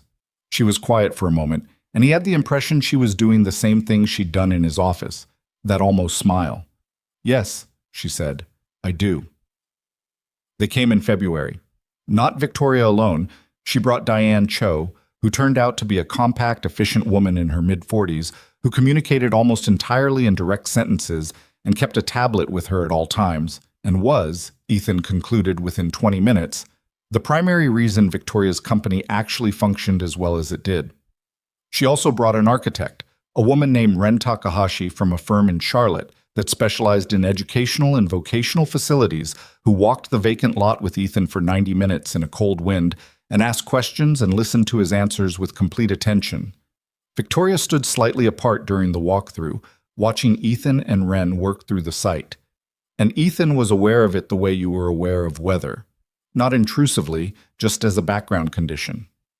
They had lunch at Millie's, which by now had a specific gravity for them, and Betty Millie brought the apple pie without being asked, setting it in front of Victoria with the particular warmth she extended to people who had become regulars. Victoria looked at the pie and then at Ethan and said, She remembers. And Ethan said, Betty remembers everyone. And Victoria said quietly, I noticed. The logistics took 4 months. Ethan hadn't anticipated how much went into building something that didn't exist yet. The permitting, the site prep, the utility connections, the equipment sourcing, the conversations with Faro County's Workforce Development Office, who were initially skeptical and then cautiously enthusiastic and then actively engaged once they understood the scope. He was involved at the level he'd requested, not administrative, but present at key decisions, particularly equipment. He rejected 2 separate equipment packages that a vendor had proposed as comprehensive because they included outdated diagnostic systems that would prepare students for vehicles that were already being phased out.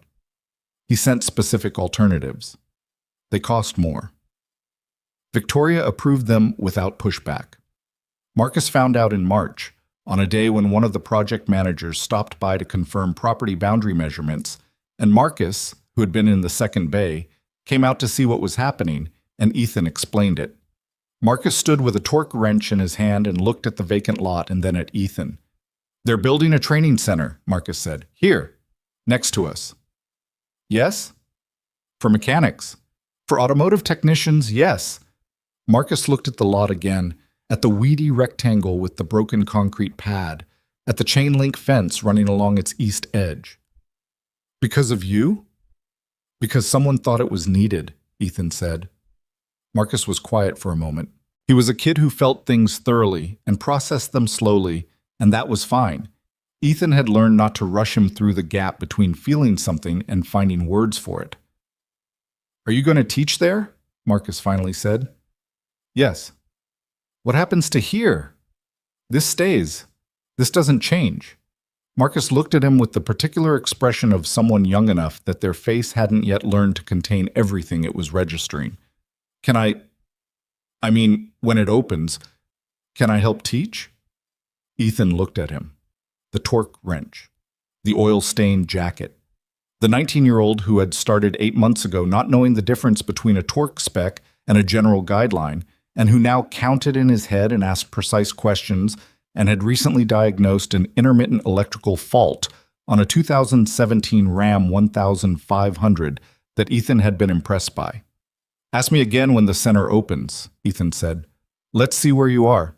Marcus nodded, which meant he understood that this was not a no. He went back inside. Ethan stood at the lot boundary for a moment, looking at the ground that was going to become something.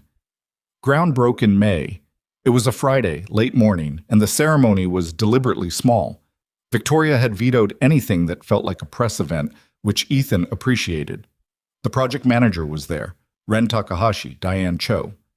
Agnes Purcell had heard about it through the channels by which Agnes Purcell heard about everything and showed up with a small tin of cookies that she pressed on Diane Cho with the authority of someone who considered baked goods a form of social infrastructure. Dave Carver from the hardware store came over because he'd seen people gathering from his window and was constitutionally unable not to be part of something happening on his street. Noah was there because it was a Friday, and school had let out at noon for a teacher professional day, which Ethan had remembered with 20 minutes to spare and arranged pickup accordingly.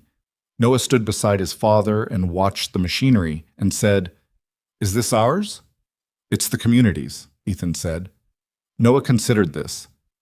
"But you're going to be in charge of it. Part of it. So kind of ours." Ethan looked down at him. "Kind of ours," he agreed. Victoria crouched down to Noah's level, which she did without making it a production, and said, "Your dad is going to teach people here. A lot of people. Is that okay with you?" Noah regarded her with the particular scrutiny he applied to adults who spoke to him as if his opinion mattered, which he was not used to from people he'd only met twice. "He already teaches Marcus," Noah said. "Marcus doesn't know everything yet." "Marcus has time," Ethan said. "Yeah, but he put the filter on backwards that one time." "That was 7 months ago." Victoria's expression broke into something that wasn't the almost smile. It was an actual one, complete and unmanaged, and Ethan saw it and noted it as the rare thing it was. She stood back up and looked at the broken ground and at the equipment and at the gathering of people from a town that hadn't known her name 3 months ago. "Thank you for letting me do this," she said to Ethan. "It's your money," he said. "It's your place," she said. "There's a difference." Construction moved through the summer. The center was designed to read as connected to the existing neighborhood, brick rather than metal panel. Windows along the north side of the Bay Area, a low roof line that didn't dominate the streetscape. Ren Takahashi had listened to Ethan's concern that it not look like something imported from elsewhere, like an institutional object dropped into the middle of what was a working residential and small commercial block, and she'd addressed it in ways that Ethan could see even without the architectural vocabulary to name them. It looked like it belonged, not after years of weathering, immediately, from the first week the brick went up. He walked through the space during construction on a Saturday in July with Noah, who had developed a serious interest in the mechanical aspects of the building process, and who wanted to know how the vehicle lifts were going to be anchored. The concrete subfloor was in, the lift anchor points marked, the electrical roughed in. It smelled like concrete dust and new lumber and the particular metallic smell of fresh conduit. "There are 4 bays," Noah said, counting the lift anchor clusters. "How many people can work at once?" "In a class, 6 to 8 per bay, but they rotate. Some are working, some are watching, some are at the diagnostic stations." "Can kids come?" Ethan looked at him. "What do you mean? Like, can I come? When you're teaching, you'd probably be bored." Noah gave him a look that contained a full argument without using words. "Dad, I have been in your garage my whole life. You've been in it since you were 2, so I've never been bored in a garage." He walked to the nearest lift anchor point and crouched over it, examining the embedded hardware with genuine interest. "I could help." "You could observe," Ethan said. "When you're older, you can help." Noah stood up and nodded with the decisiveness of someone who had just made a plan he intended to see through. He was 8 now, had turned 8 in March with a birthday that involved a cake Ethan had attempted from scratch, and which had structural integrity issues but tasted fine, and a baseball glove that Noah had been wearing around the house for 2 weeks before the baseball season actually started. 8. Still in his shoes at night sometimes, still called the school office instead of Ethan's cell because he kept forgetting to save the number. Still the center of everything. The center opened in October, which was 13 months after the Bentley had been delivered to Ethan's garage on a rainy Tuesday night. The opening wasn't a ceremony exactly. Victoria had approved a community open house Saturday morning, doors open, coffee and pastries from Millie's, people from the county coming through to see the space and meet the staff. The Faro County Workforce Development Director came and spoke for 7 minutes, which was the right length of time for that sort of thing. A reporter from the regional paper took photos. Agnes Purcell brought more cookies.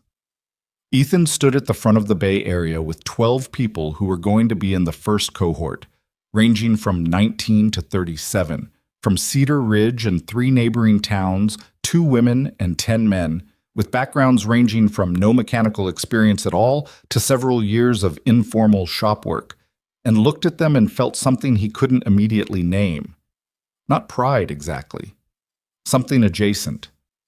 The particular sensation of a decision you'd made correctly revealing itself over time. "I'm going to tell you something first," he said, "before we talk about engines or tools or diagnostics." He looked across the group. "This job can be done dishonestly very easily. You can tell a customer their car needs work it doesn't need. You can charge for parts you didn't replace. You can rush a job and cover it, and nobody finds out for 6 months. And plenty of people in this industry do exactly that." He let it sit for a moment. "We're not doing that here. Not because someone's watching, because the work matters, and the people bringing their cars to you are trusting you, and that trust is the only thing worth protecting in this job. Everything I teach you, that's underneath it." The group was quiet.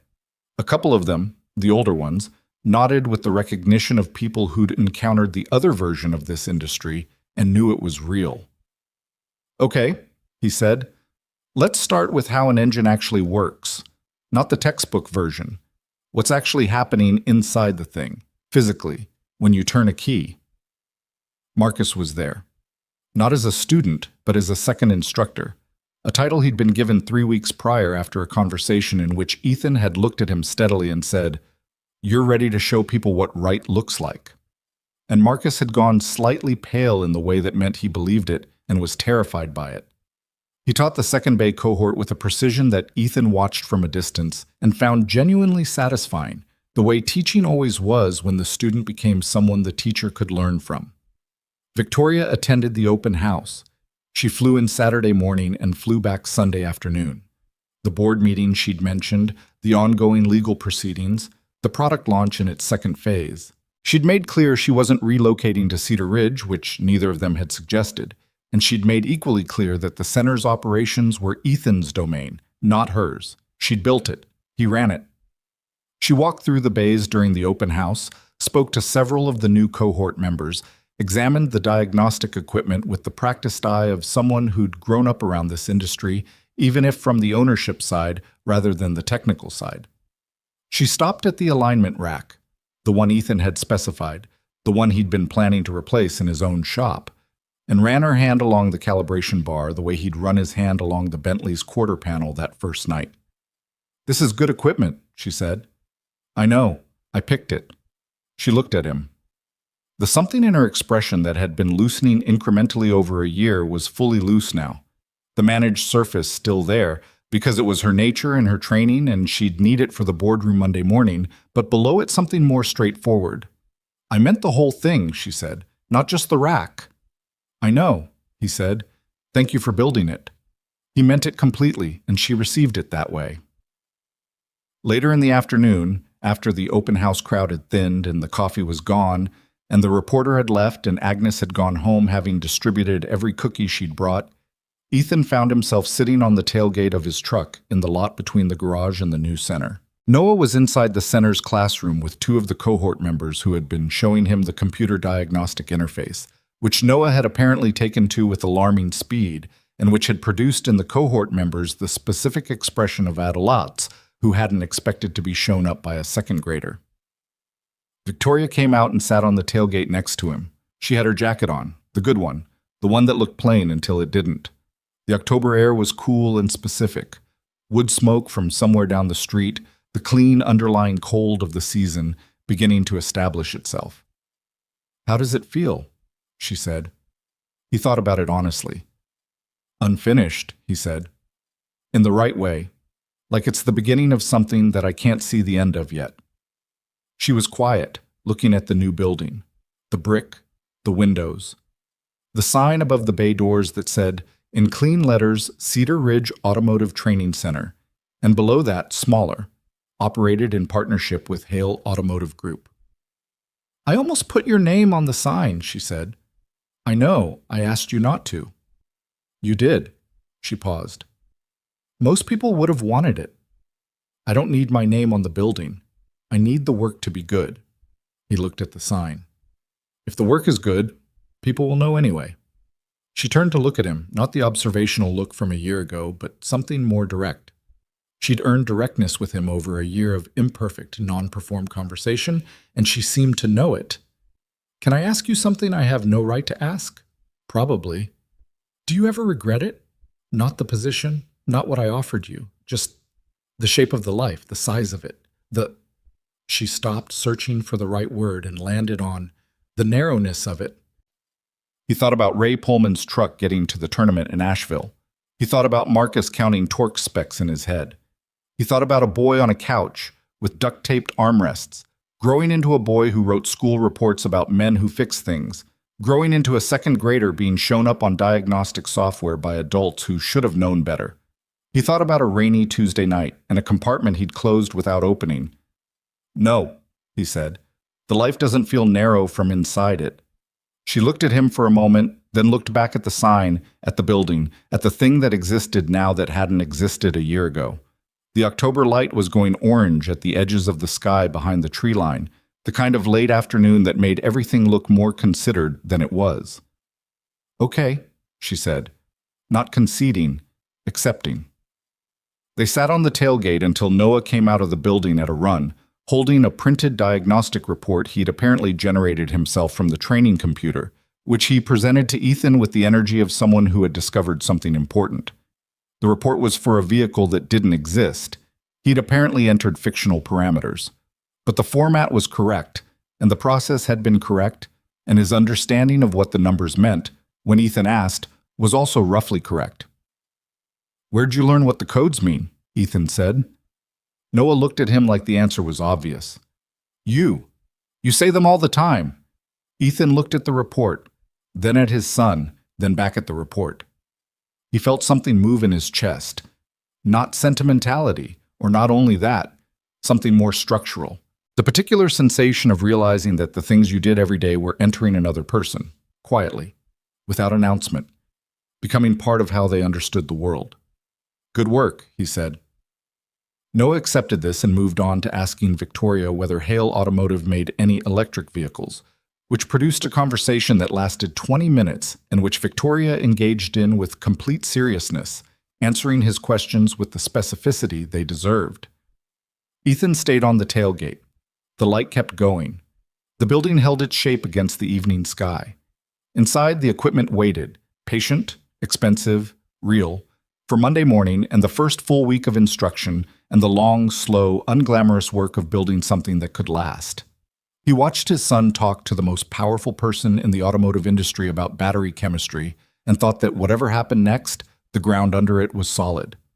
He'd laid it himself, one honest day at a time, when nobody was watching. The first cohort graduated on a Friday in April, 17 months after the Bentley had appeared in Ethan's lot in the rain. It wasn't a graduation in the formal sense. No stage, no gowns, no processional music. Ethan had resisted every suggestion that moved in that direction, not because ceremony was wrong, but because the ceremony that fit this particular thing wasn't borrowed from somewhere else. What they did instead was a final assessment day. Every student working through a real diagnostic problem on a real vehicle, observed by Ethan and Marcus, and two master technicians that Ren Takahashi had connected them with from the Charlotte area, people who worked in dealerships and independent shops, and who could speak to whether what they were seeing in these 12 students was actual competency or the convincing appearance of it. 11 of the 12 passed. The one who didn't, a 24-year-old named Curtis, who had the best instincts in the cohort and the most inconsistent execution, was told he could repeat the final module and retest in 60 days. Curtis took the news the way people took news that was fair but painful, which was quietly and with a jaw set against whatever was trying to come out of it. Ethan spoke to him afterward, privately, in the office. "Your diagnostic process on the electrical fault was the best in the room today," Ethan said. Curtis looked at the floor. "But I didn't pass." "You didn't finish. There's a difference. You found the fault correctly, and then you got ahead of yourself on the repair sequence and skipped a verification step. That's a habit problem, not an aptitude problem." Ethan leaned against the desk. "Habits take longer to fix than aptitude, but they fix." Curtis was quiet. 60 days. 60 days. In the meantime, I want you in the bay 3 mornings a week running through verification sequences until they're as automatic as breathing. He paused. "If that's what you want." Curtis looked up. Something in him resolved. "Yeah," he said. That's what I want. He passed the retest in 48 days. Ethan didn't make a particular thing of it, just recorded the result and shook the man's hand and said, "You're certified," in the same tone he'd used to say any true thing. Curtis nodded and went back to work, which was the correct response. The 11 who passed on assessment day were absorbed into the county's labor market with a speed that surprised everyone except Ethan, who had spent 16 years watching good mechanics be immediately employable because there were never enough of them. 2 went to an independent shop in Millbrook. 3 were hired by a fleet maintenance operation out of Greensboro that serviced county vehicles and had been short-staffed for 2 years. 1, a 37-year-old woman named Patricia Oakes, who had been working as a grocery store manager and who had the most methodical diagnostic mind Ethan had encountered outside of a professional context, was hired by a Hale automotive dealership in Charlotte at a senior technician rate that started higher than what she'd been making after 11 years in retail management. Patricia called Ethan the week she started. "It's different," she said, "the way they do things there. Not bad, but different from what we learned." "Different how?" "Faster, less deliberate. They want the car done and out. I keep doing the full verification sequence and my supervisor thinks I'm slow." "Are you finding things other people miss?" A brief pause. 3 times in 8 days, yeah. "Tell your supervisor that," he said, with specifics, not as an argument, just as information. She did. The supervisor apparently had listened. She called again 3 weeks later to say that 2 of her colleagues had adopted the verification approach. Ethan filed this away as something that mattered, the way method spread when it produced results that were visible to the people around it. By the time the second cohort started in January of the following year, the center had a waiting list. Ethan hadn't anticipated the waiting list. He'd hoped for steady enrollment, enough students to justify the operation, enough throughput to demonstrate value to the county partnership and to Victoria's board. What he hadn't anticipated was the specific quality of word that spreads in small towns and rural counties when something works, which is different from advertising and different from reputation. It was more like the thing that happened when someone who'd been through the program came home and their family saw what they could do and told someone who told someone. Patricia Oak's mother had apparently been telling people at her church for 4 months. Curtis, after his retest, had gone back to his neighborhood in a town 12 miles east of Cedar Ridge and talked to 3 young men he'd grown up with, 2 of whom applied for the second cohort and 1 of whom was accepted. The waiting list meant decisions, not just about capacity, about what the program was and what it was going to stay. Ethan understood that the easiest move was to scale, more cohorts, more instructors, faster throughput, higher numbers to show in the annual report that the center's board and Hale Automotive's board would both be looking at. He understood the logic of it and resisted it. He had a call with Victoria in February about it. She was in New York, and what he'd come to understand was her primary working location, the office overlooking Lower Manhattan, where most of the decisions got made, where she worked the hours her father had worked, and had not yet found a way to work less of them. "You have a waiting list of 42 people," she said. "I know. And you're running 1 cohort at a time with 12 students. 13 this year." She was quiet for a moment, which meant she was thinking about how to make the case without making it the wrong way. He'd learned to read her silences over the past year. She had a silence for calculating, and a silence for managing, and a silence for when something had genuinely caught her, and this was the calculating one. "If we added a second parallel cohort," she said carefully, "we could serve twice the instruction quality drops," he said. "I know, because I've been watching what happens when I'm in 2 places trying to pay half attention to each. The work isn't the same, the students know it, and I know it. Marcus could lead the second cohort." "Marcus is good. He's not ready to run a cohort independently, maybe in a year." Ethan sat back in his chair. The office at the center had become his primary working space. His garage office still existed, still had Noah's drawing on the cabinet, but the center's office was where the administrative reality of the program lived. "The waiting list is a problem I want to solve the right way, not the fast way." A pause. "What's the right way?" "Grow the instruction capacity before we grow the enrollment. Bring Marcus up fully this year. Identify 1 or 2 people from the current cohort who show aptitude for teaching. There are at least two who I think could develop into instructors with the right support. Build from inside. He paused. And I want to talk to the community college in Greensboro about a pathway program. Some of these people on the wait list would be better served by a structured academic credential alongside the practical training. We could design something. She was quiet, the genuine catch silence this time. You've been thinking about this for a while. Since October. You didn't mention it. I was still working it out. She made a sound that might have been a laugh, small and private. Most people in your position would have come to me with a proposal the moment they had the beginning of an idea, to demonstrate initiative. I'm not most people. No, she said. You keep proving that. The community college conversation happened in March.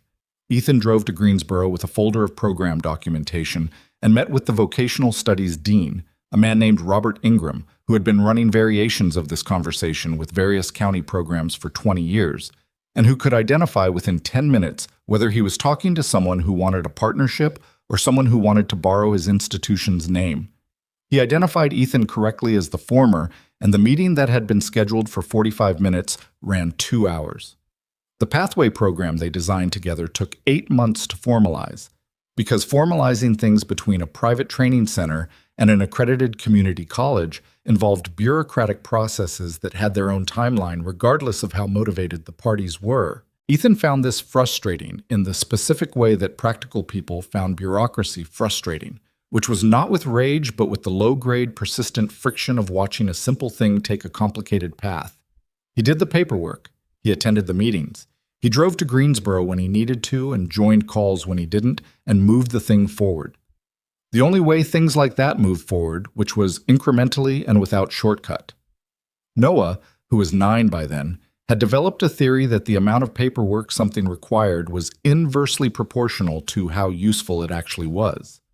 He presented this theory at dinner one evening in March, with the confidence of someone who had arrived at a genuine insight. Ethan told him it wasn't quite right, but was closer to right than most adult theories he'd heard this week. Noah took this as a compliment, which it was, approximately. The Pathway program launched in the fall of that year. 11 students from the center's second and third cohorts enrolled in the Associated Community College curriculum alongside their practical training. It meant longer days for them, 2 days a week in Greensboro on top of the training center schedule. But the 3 Ethan tracked most carefully moved through both with the specific seriousness of people who understood they were building something for themselves that couldn't be taken away. Marcus turned 22 that fall and led his first independent cohort with 4 students, which was the right number for a first independent leadership, and which produced 2 people who passed their assessments cleanly and 2 who needed extension and got it. Ethan debriefed with Marcus after each weekly session, not correctively, more like 2 people comparing notes on the same problem from different angles.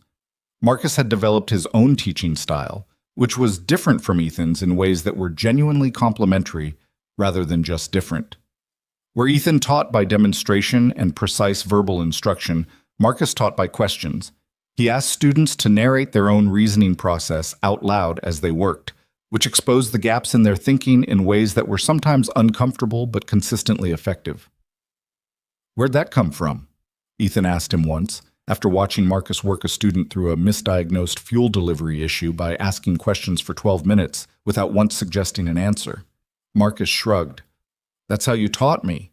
Mostly. You never just told me the answer. I gave you the answer plenty of times, when I'd already worked as far as I could, but you always made me work first." He paused. It was annoying. Did it work? Obviously. He said it without arrogance, just as the fact it was. So I do the same thing. Ethan looked at him for a moment, 22 years old, standing in the bay of a training center that hadn't existed 3 years ago, having just taught something. "You're a better teacher than I was at your age," he said. Marcus was quiet for a beat, absorbing this. "I had a better example," he said finally. Ethan didn't respond to that. He went back to what he was working on. But the thing sat in him the rest of the day, the particular weight of realizing that what you'd done had mattered to a specific person in a way that was now moving outward, through that person's hands, into other people. the compounding effect of it, the way integrity, passed on, became something larger than itself without losing what it was. It was 3 years and 4 months after the opening when Victoria Hale came back to Cedar Ridge for more than a brief visit. She'd been back 9 times in that period. Ethan had stopped counting after 6 because it had ceased to feel like an event and become instead a regular feature of the calendar. She stayed at the Calloway house every time. Agnes Purcell had given her a standing reservation in what Agnes now called, without apparent irony, Victoria's room. Agnes and Victoria had developed, over 3 years of repeated proximity, the kind of relationship that formed between very different women who recognized in each other a certain quality of will. Brief, wry, mutually respectful, occasionally exasperating on both sides. But this visit was longer. She'd told Ethan in advance that she'd be in Cedar Ridge for 2 weeks, which was the longest she'd been away from New York since before the company went global. The reason, she said on the phone, was that she had a board restructuring to finalize, and she'd decided she could finalize it from anywhere with reliable internet, and she'd chosen here. He'd said, Agnes will be happy. And she'd said, Agnes has already told me what thread count the new sheets are. And that was the whole of the conversation about it. She came on a Monday, and the first thing she did before going to the Calloway house was stop at the training center where the current cohort, the 5th, was midway through their 3rd week. She stood in the doorway of the main bay and watched for 10 minutes without announcing herself, which she'd stopped bothering to do because everyone recognized her now and because the students were more interesting to her unobserved than observed. Ethan was at the far end of the bay, walking a student through a valve timing problem. He knew she was there. He had a mechanic's awareness of what was in his peripheral field, a professional habit of tracking the space around him. But he finished the sequence before acknowledging her. When he turned, she was watching him with an expression he'd come to know as her learning face, the one that appeared when something was informing her understanding of things in a way she hadn't entirely anticipated. You never stop teaching, she said when he came over. I'm not going to stop in the middle of a thought because someone walked in. I didn't say it critically. I know. He looked at the bay, at the 5 students working or observing. It's a good cohort, more women this time, 3 out of 8. The word is spreading differently. Patricia Oakes, she said. She came back in February. Talked to the 2nd and 3rd cohort women for an afternoon. Told them what her first year at the dealership had actually looked like. He paused. Not the polished version, the real one. The skepticism she'd encountered, the way she'd had to establish credibility, what worked and what didn't. They listened. He looked at her.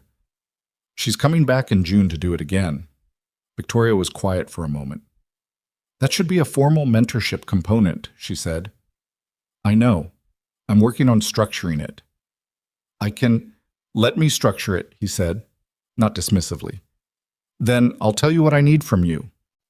She looked at him, and whatever small impulse she'd had to offer resources before the problem had been fully shaped, an old habit, the CEO reflex of immediately converting problems into resource questions, she let go.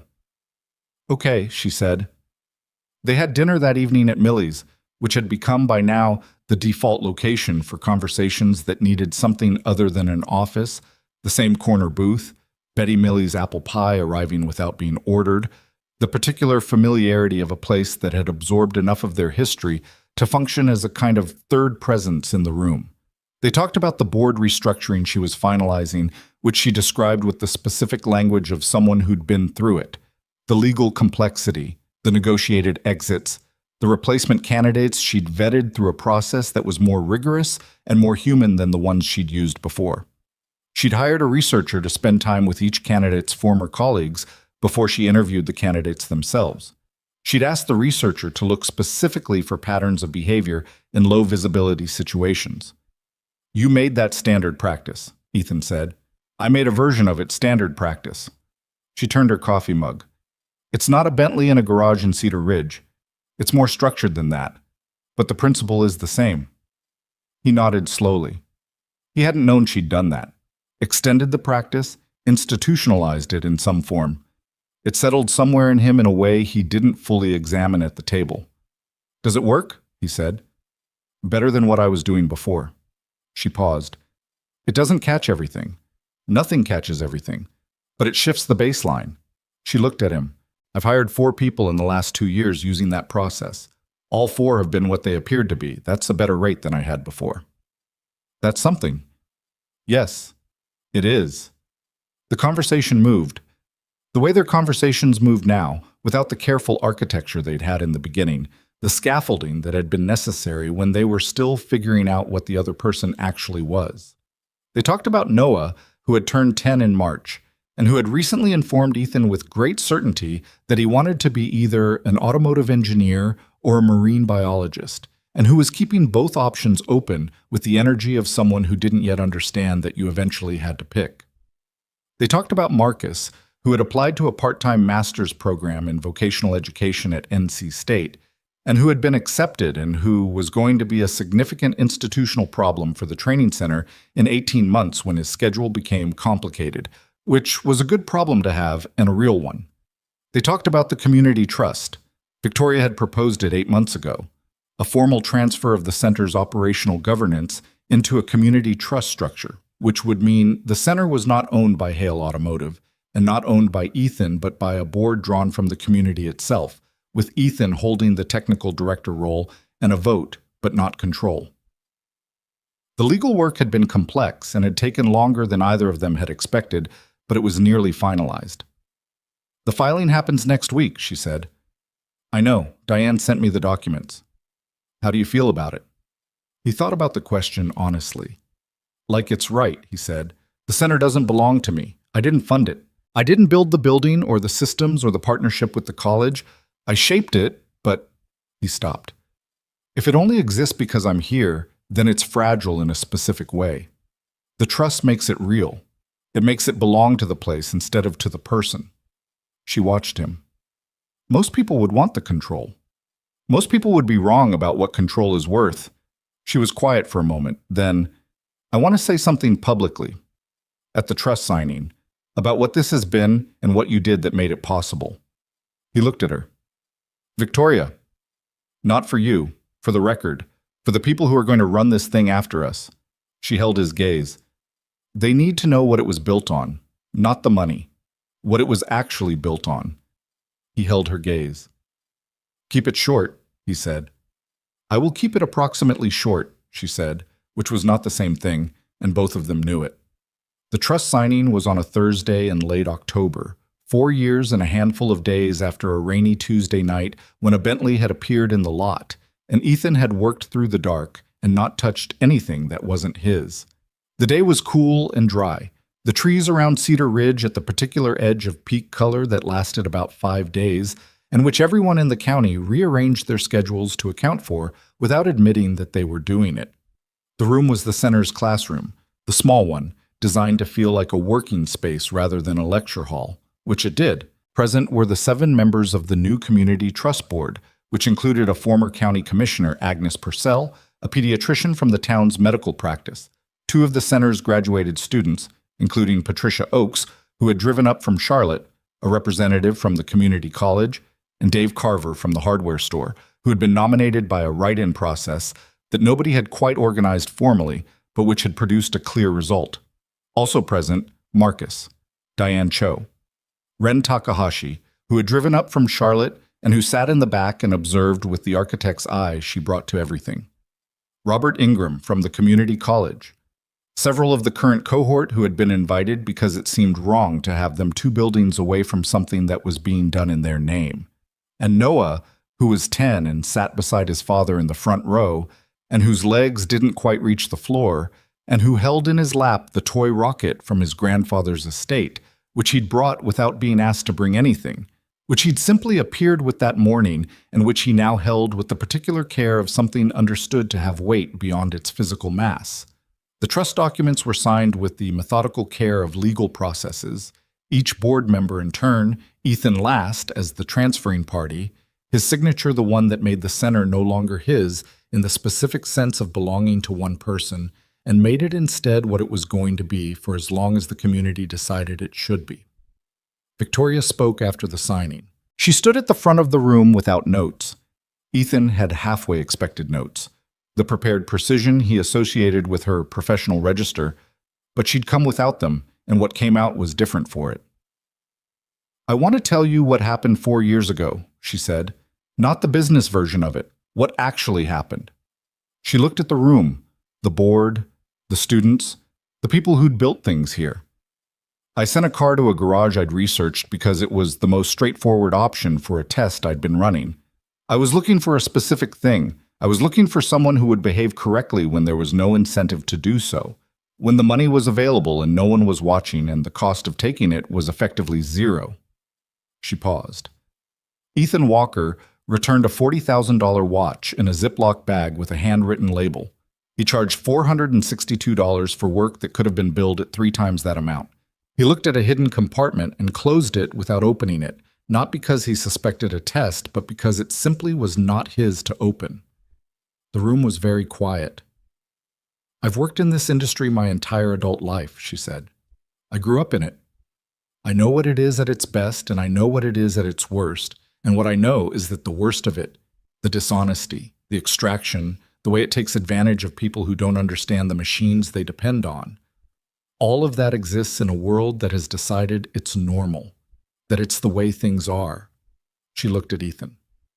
This man did not decide that. He decided something else, and he decided it every day in a shop with a fading sign and a child sleeping on a couch in the corner with no audience and no reward. And what I'm signing today is the acknowledgement that what he built out of that decision is worth more than what I brought to it. The money built the building. He built everything inside it. She stopped there, which was where Ethan had needed her to stop, and sat down. He didn't say anything for a moment. Then he stood up because the room seemed to require something from him and looked at the people in front of him. The board, the students, Marcus in the second row with his hands clasped and his jaw set against the emotion he'd been processing for 10 minutes. I'm going to say this once, Ethan said, and then we're going to eat the food Agnes brought and we're going to go back to work. He looked at the room. I didn't do any of what she described because I was trying to be something. I did it because it was the job. The job is to do right by the person who trusted you with their vehicle. That's the whole job. Everything I've ever taught, everything Marcus teaches, everything Patricia teaches when she comes back, it all comes from that one thing. He paused. This building doesn't change that. The trust doesn't change that. What happens after I'm gone doesn't change it. The job is still the job. Do it right when no one's watching. Do it right especially then. He sat down. Noah looked at him from the chair beside him, the rocket in his hands, his mother's dark eyes fully present and considering. That was short, he said. That was the right length, Ethan said quietly. Noah thought about it. Yeah, he said. It was. The food was good. Agnes had, as always, brought more than was needed. The conversation in the room afterward moved the way conversation moved when people felt something real had happened and were figuring out how to occupy the same space with it. Gradually, with humor finding its way in at the edges, with the specific relief of formality releasing into something more ordinary. Ethan stood at the back of the room with a cup of coffee and watched his people. Marcus talking to 2 of the current cohort students with his hands, the way he always did when he was being precise about something mechanical. Patricia Oakes and Agnes Purcell in a conversation that looked, from across the room, like 2 women comparing notes on managing things that were more complicated than they appeared. Ren Takahashi looking at the room she'd designed, the bay visible through the glass partition, the classroom they were standing in, the proportions she'd worked out in a cold wind with Ethan in a vacant lot, with the expression of someone looking at a thing that had become more than what it was designed to be. Victoria came to stand beside him. They stood at the back of the room and watched the space they'd made, together and separately, and in ways that were hard to categorize cleanly. What happens now? She said. The second cohort from the Pathway program finishes in December. 3 of them are going to be ready for dealership placement in January. I want to make sure Patricia's operation gets first look. He set down the coffee. Marcus needs a formal co-director title before the fall, or he's going to have credibility problems with the next cohort. The trust board needs to vote on that. Agnes has the motion ready. She looked at him. That's not what I meant. He looked back at her. Outside the window, a tree had let go of a mass of leaves in a gust, orange and yellow against the October sky, briefly suspended, then gone. I know, he said. They'd never named the specific thing between them, not because it was unnameable, but because neither of them had gotten around to it in the particular way that people who were focused on everything else in front of them sometimes didn't get around to things that mattered. It had been present anyway, in the way that true things were present whether or not you gave them a name. In the way she came back to Cedar Ridge again and again, and stayed at Agnes Purcell's house and ate pie at Millie's, and sat on the tailgate of his truck and talked about things that had nothing to do with business. In the way he'd kept the motor oil on the shelf, labeled, for when she brought the car back. "You don't have to figure that out today," he said. "I know that too," she said. "I'm not good at not figuring things out." "I know. You're working on it." She looked at him for a moment. "Am I?" "Little bit." Something crossed her face, the full smile, the real one, the one that looked more like her than anything else did. She didn't say anything else about it, which was correct. They stood in the room they'd made and watched the people in it, and outside the window the October light did what October light did, which was make everything look like it mattered more than it usually got credit for. Noah appeared at Ethan's side with a plate and a piece of Agnes's coffee cake, and the rocket still under his arm, managing all three with the dexterity of someone who'd been navigating crowded spaces since before he had the height for it. "Marcus says I can shadow a session next week," he said. "He said I have to ask you." Marcus said ask me, or Marcus said he'd let you if I said yes? Mostly the second one. Ethan looked at his son. 10 years old, the rocket under his arm, the dark eyes, the cake on the plate, half of which would make it to his mouth, and half of which would be negotiated away to someone else in the room, because Noah could not manage food in a social setting without distributing it, which was either a character flaw or a character quality, and Ethan had decided years ago that the distinction depended on who was looking. "Yes," he said. Noah processed this quickly, decided not to give Ethan time to add conditions, and moved back into the room with the energy of someone who had what he came for. Ethan watched him navigate toward Marcus and deliver the verdict, watched Marcus look over at him across the room with an expression of combined satisfaction and mild concern. Because Marcus knew what having Noah in a session actually meant, which was that he'd need to have answers ready for questions that weren't in the curriculum. Ethan raised his cup slightly in Marcus's direction. Marcus shook his head slightly in return, but he was smiling when he did it. There was a moment, one of those moments that happened without warning and couldn't be manufactured, where Ethan stood at the back of the room and took in all of it at once. The people, the space, the particular quality of a late October afternoon coming through the windows and landing on a room full of people who were, in various ways, building something that was going to outlast the afternoon. He thought about a rainy Tuesday night and two men in expensive jackets and a note that said, "Repair only what is necessary." He thought about a compartment he'd closed without opening. He thought about a Ziploc bag with a handwritten label. He thought about the specific moment when you were alone in a dark garage with a decision and no one watching, and how that moment was, in some sense, the only moment that ever really mattered, because everything else you built rested on what you did in that moment, on whether the person you were when no one was looking was the same person you were when everyone was. He thought about his father, who had fixed aircraft and not much else. He thought about Noah, who would remember these years, who was already remembering them in the way that children remembered things. Not as events, but as textures, as the felt sense of what it was like to grow up around a particular way of doing things. He thought about what integrity actually was, stripped of the word, reduced to its practice. It wasn't the grand gesture or the dramatic refusal. It was the consistent, unremarkable, daily choice to do the thing right because the thing deserved to be done right. It was the verification step you didn't skip because no one would know if you skipped it. It was the invoice you calculated at your standard rate for a car whose owner would never have questioned twice the amount. It was the compartment you closed. He thought that the hidden compartment had been the wrong object all along, that the thing worth finding wasn't inside any car, wasn't in a dashboard, or a Ziploc bag or a legal document. It was in the daily practice of being exactly what you were when no one was watching, and trusting that this was enough, and being right about that in ways that only revealed themselves slowly, over years, in the faces of the people sitting in the room you'd helped build. He finished his coffee. He set down the cup. There was work to do. There was always work to do, and this had never felt like a burden to him. Not really, not at the center of it. The work was the thing. The work was where the decision lived, renewed every day. The same choice made again in small ways and large ways, and mostly in the unremarkable middle-sized ways that no one ever wrote about, but that were the actual substance of a life. He went back into the room. Noah appeared immediately with a question about whether marine biologists used diagnostic equipment, which was not a question Ethan had a strong answer for, but which he committed to researching because the question deserved a real answer. Marcus intercepted them both with a concern about the cohort schedule that turned into a 15-minute conversation about pacing.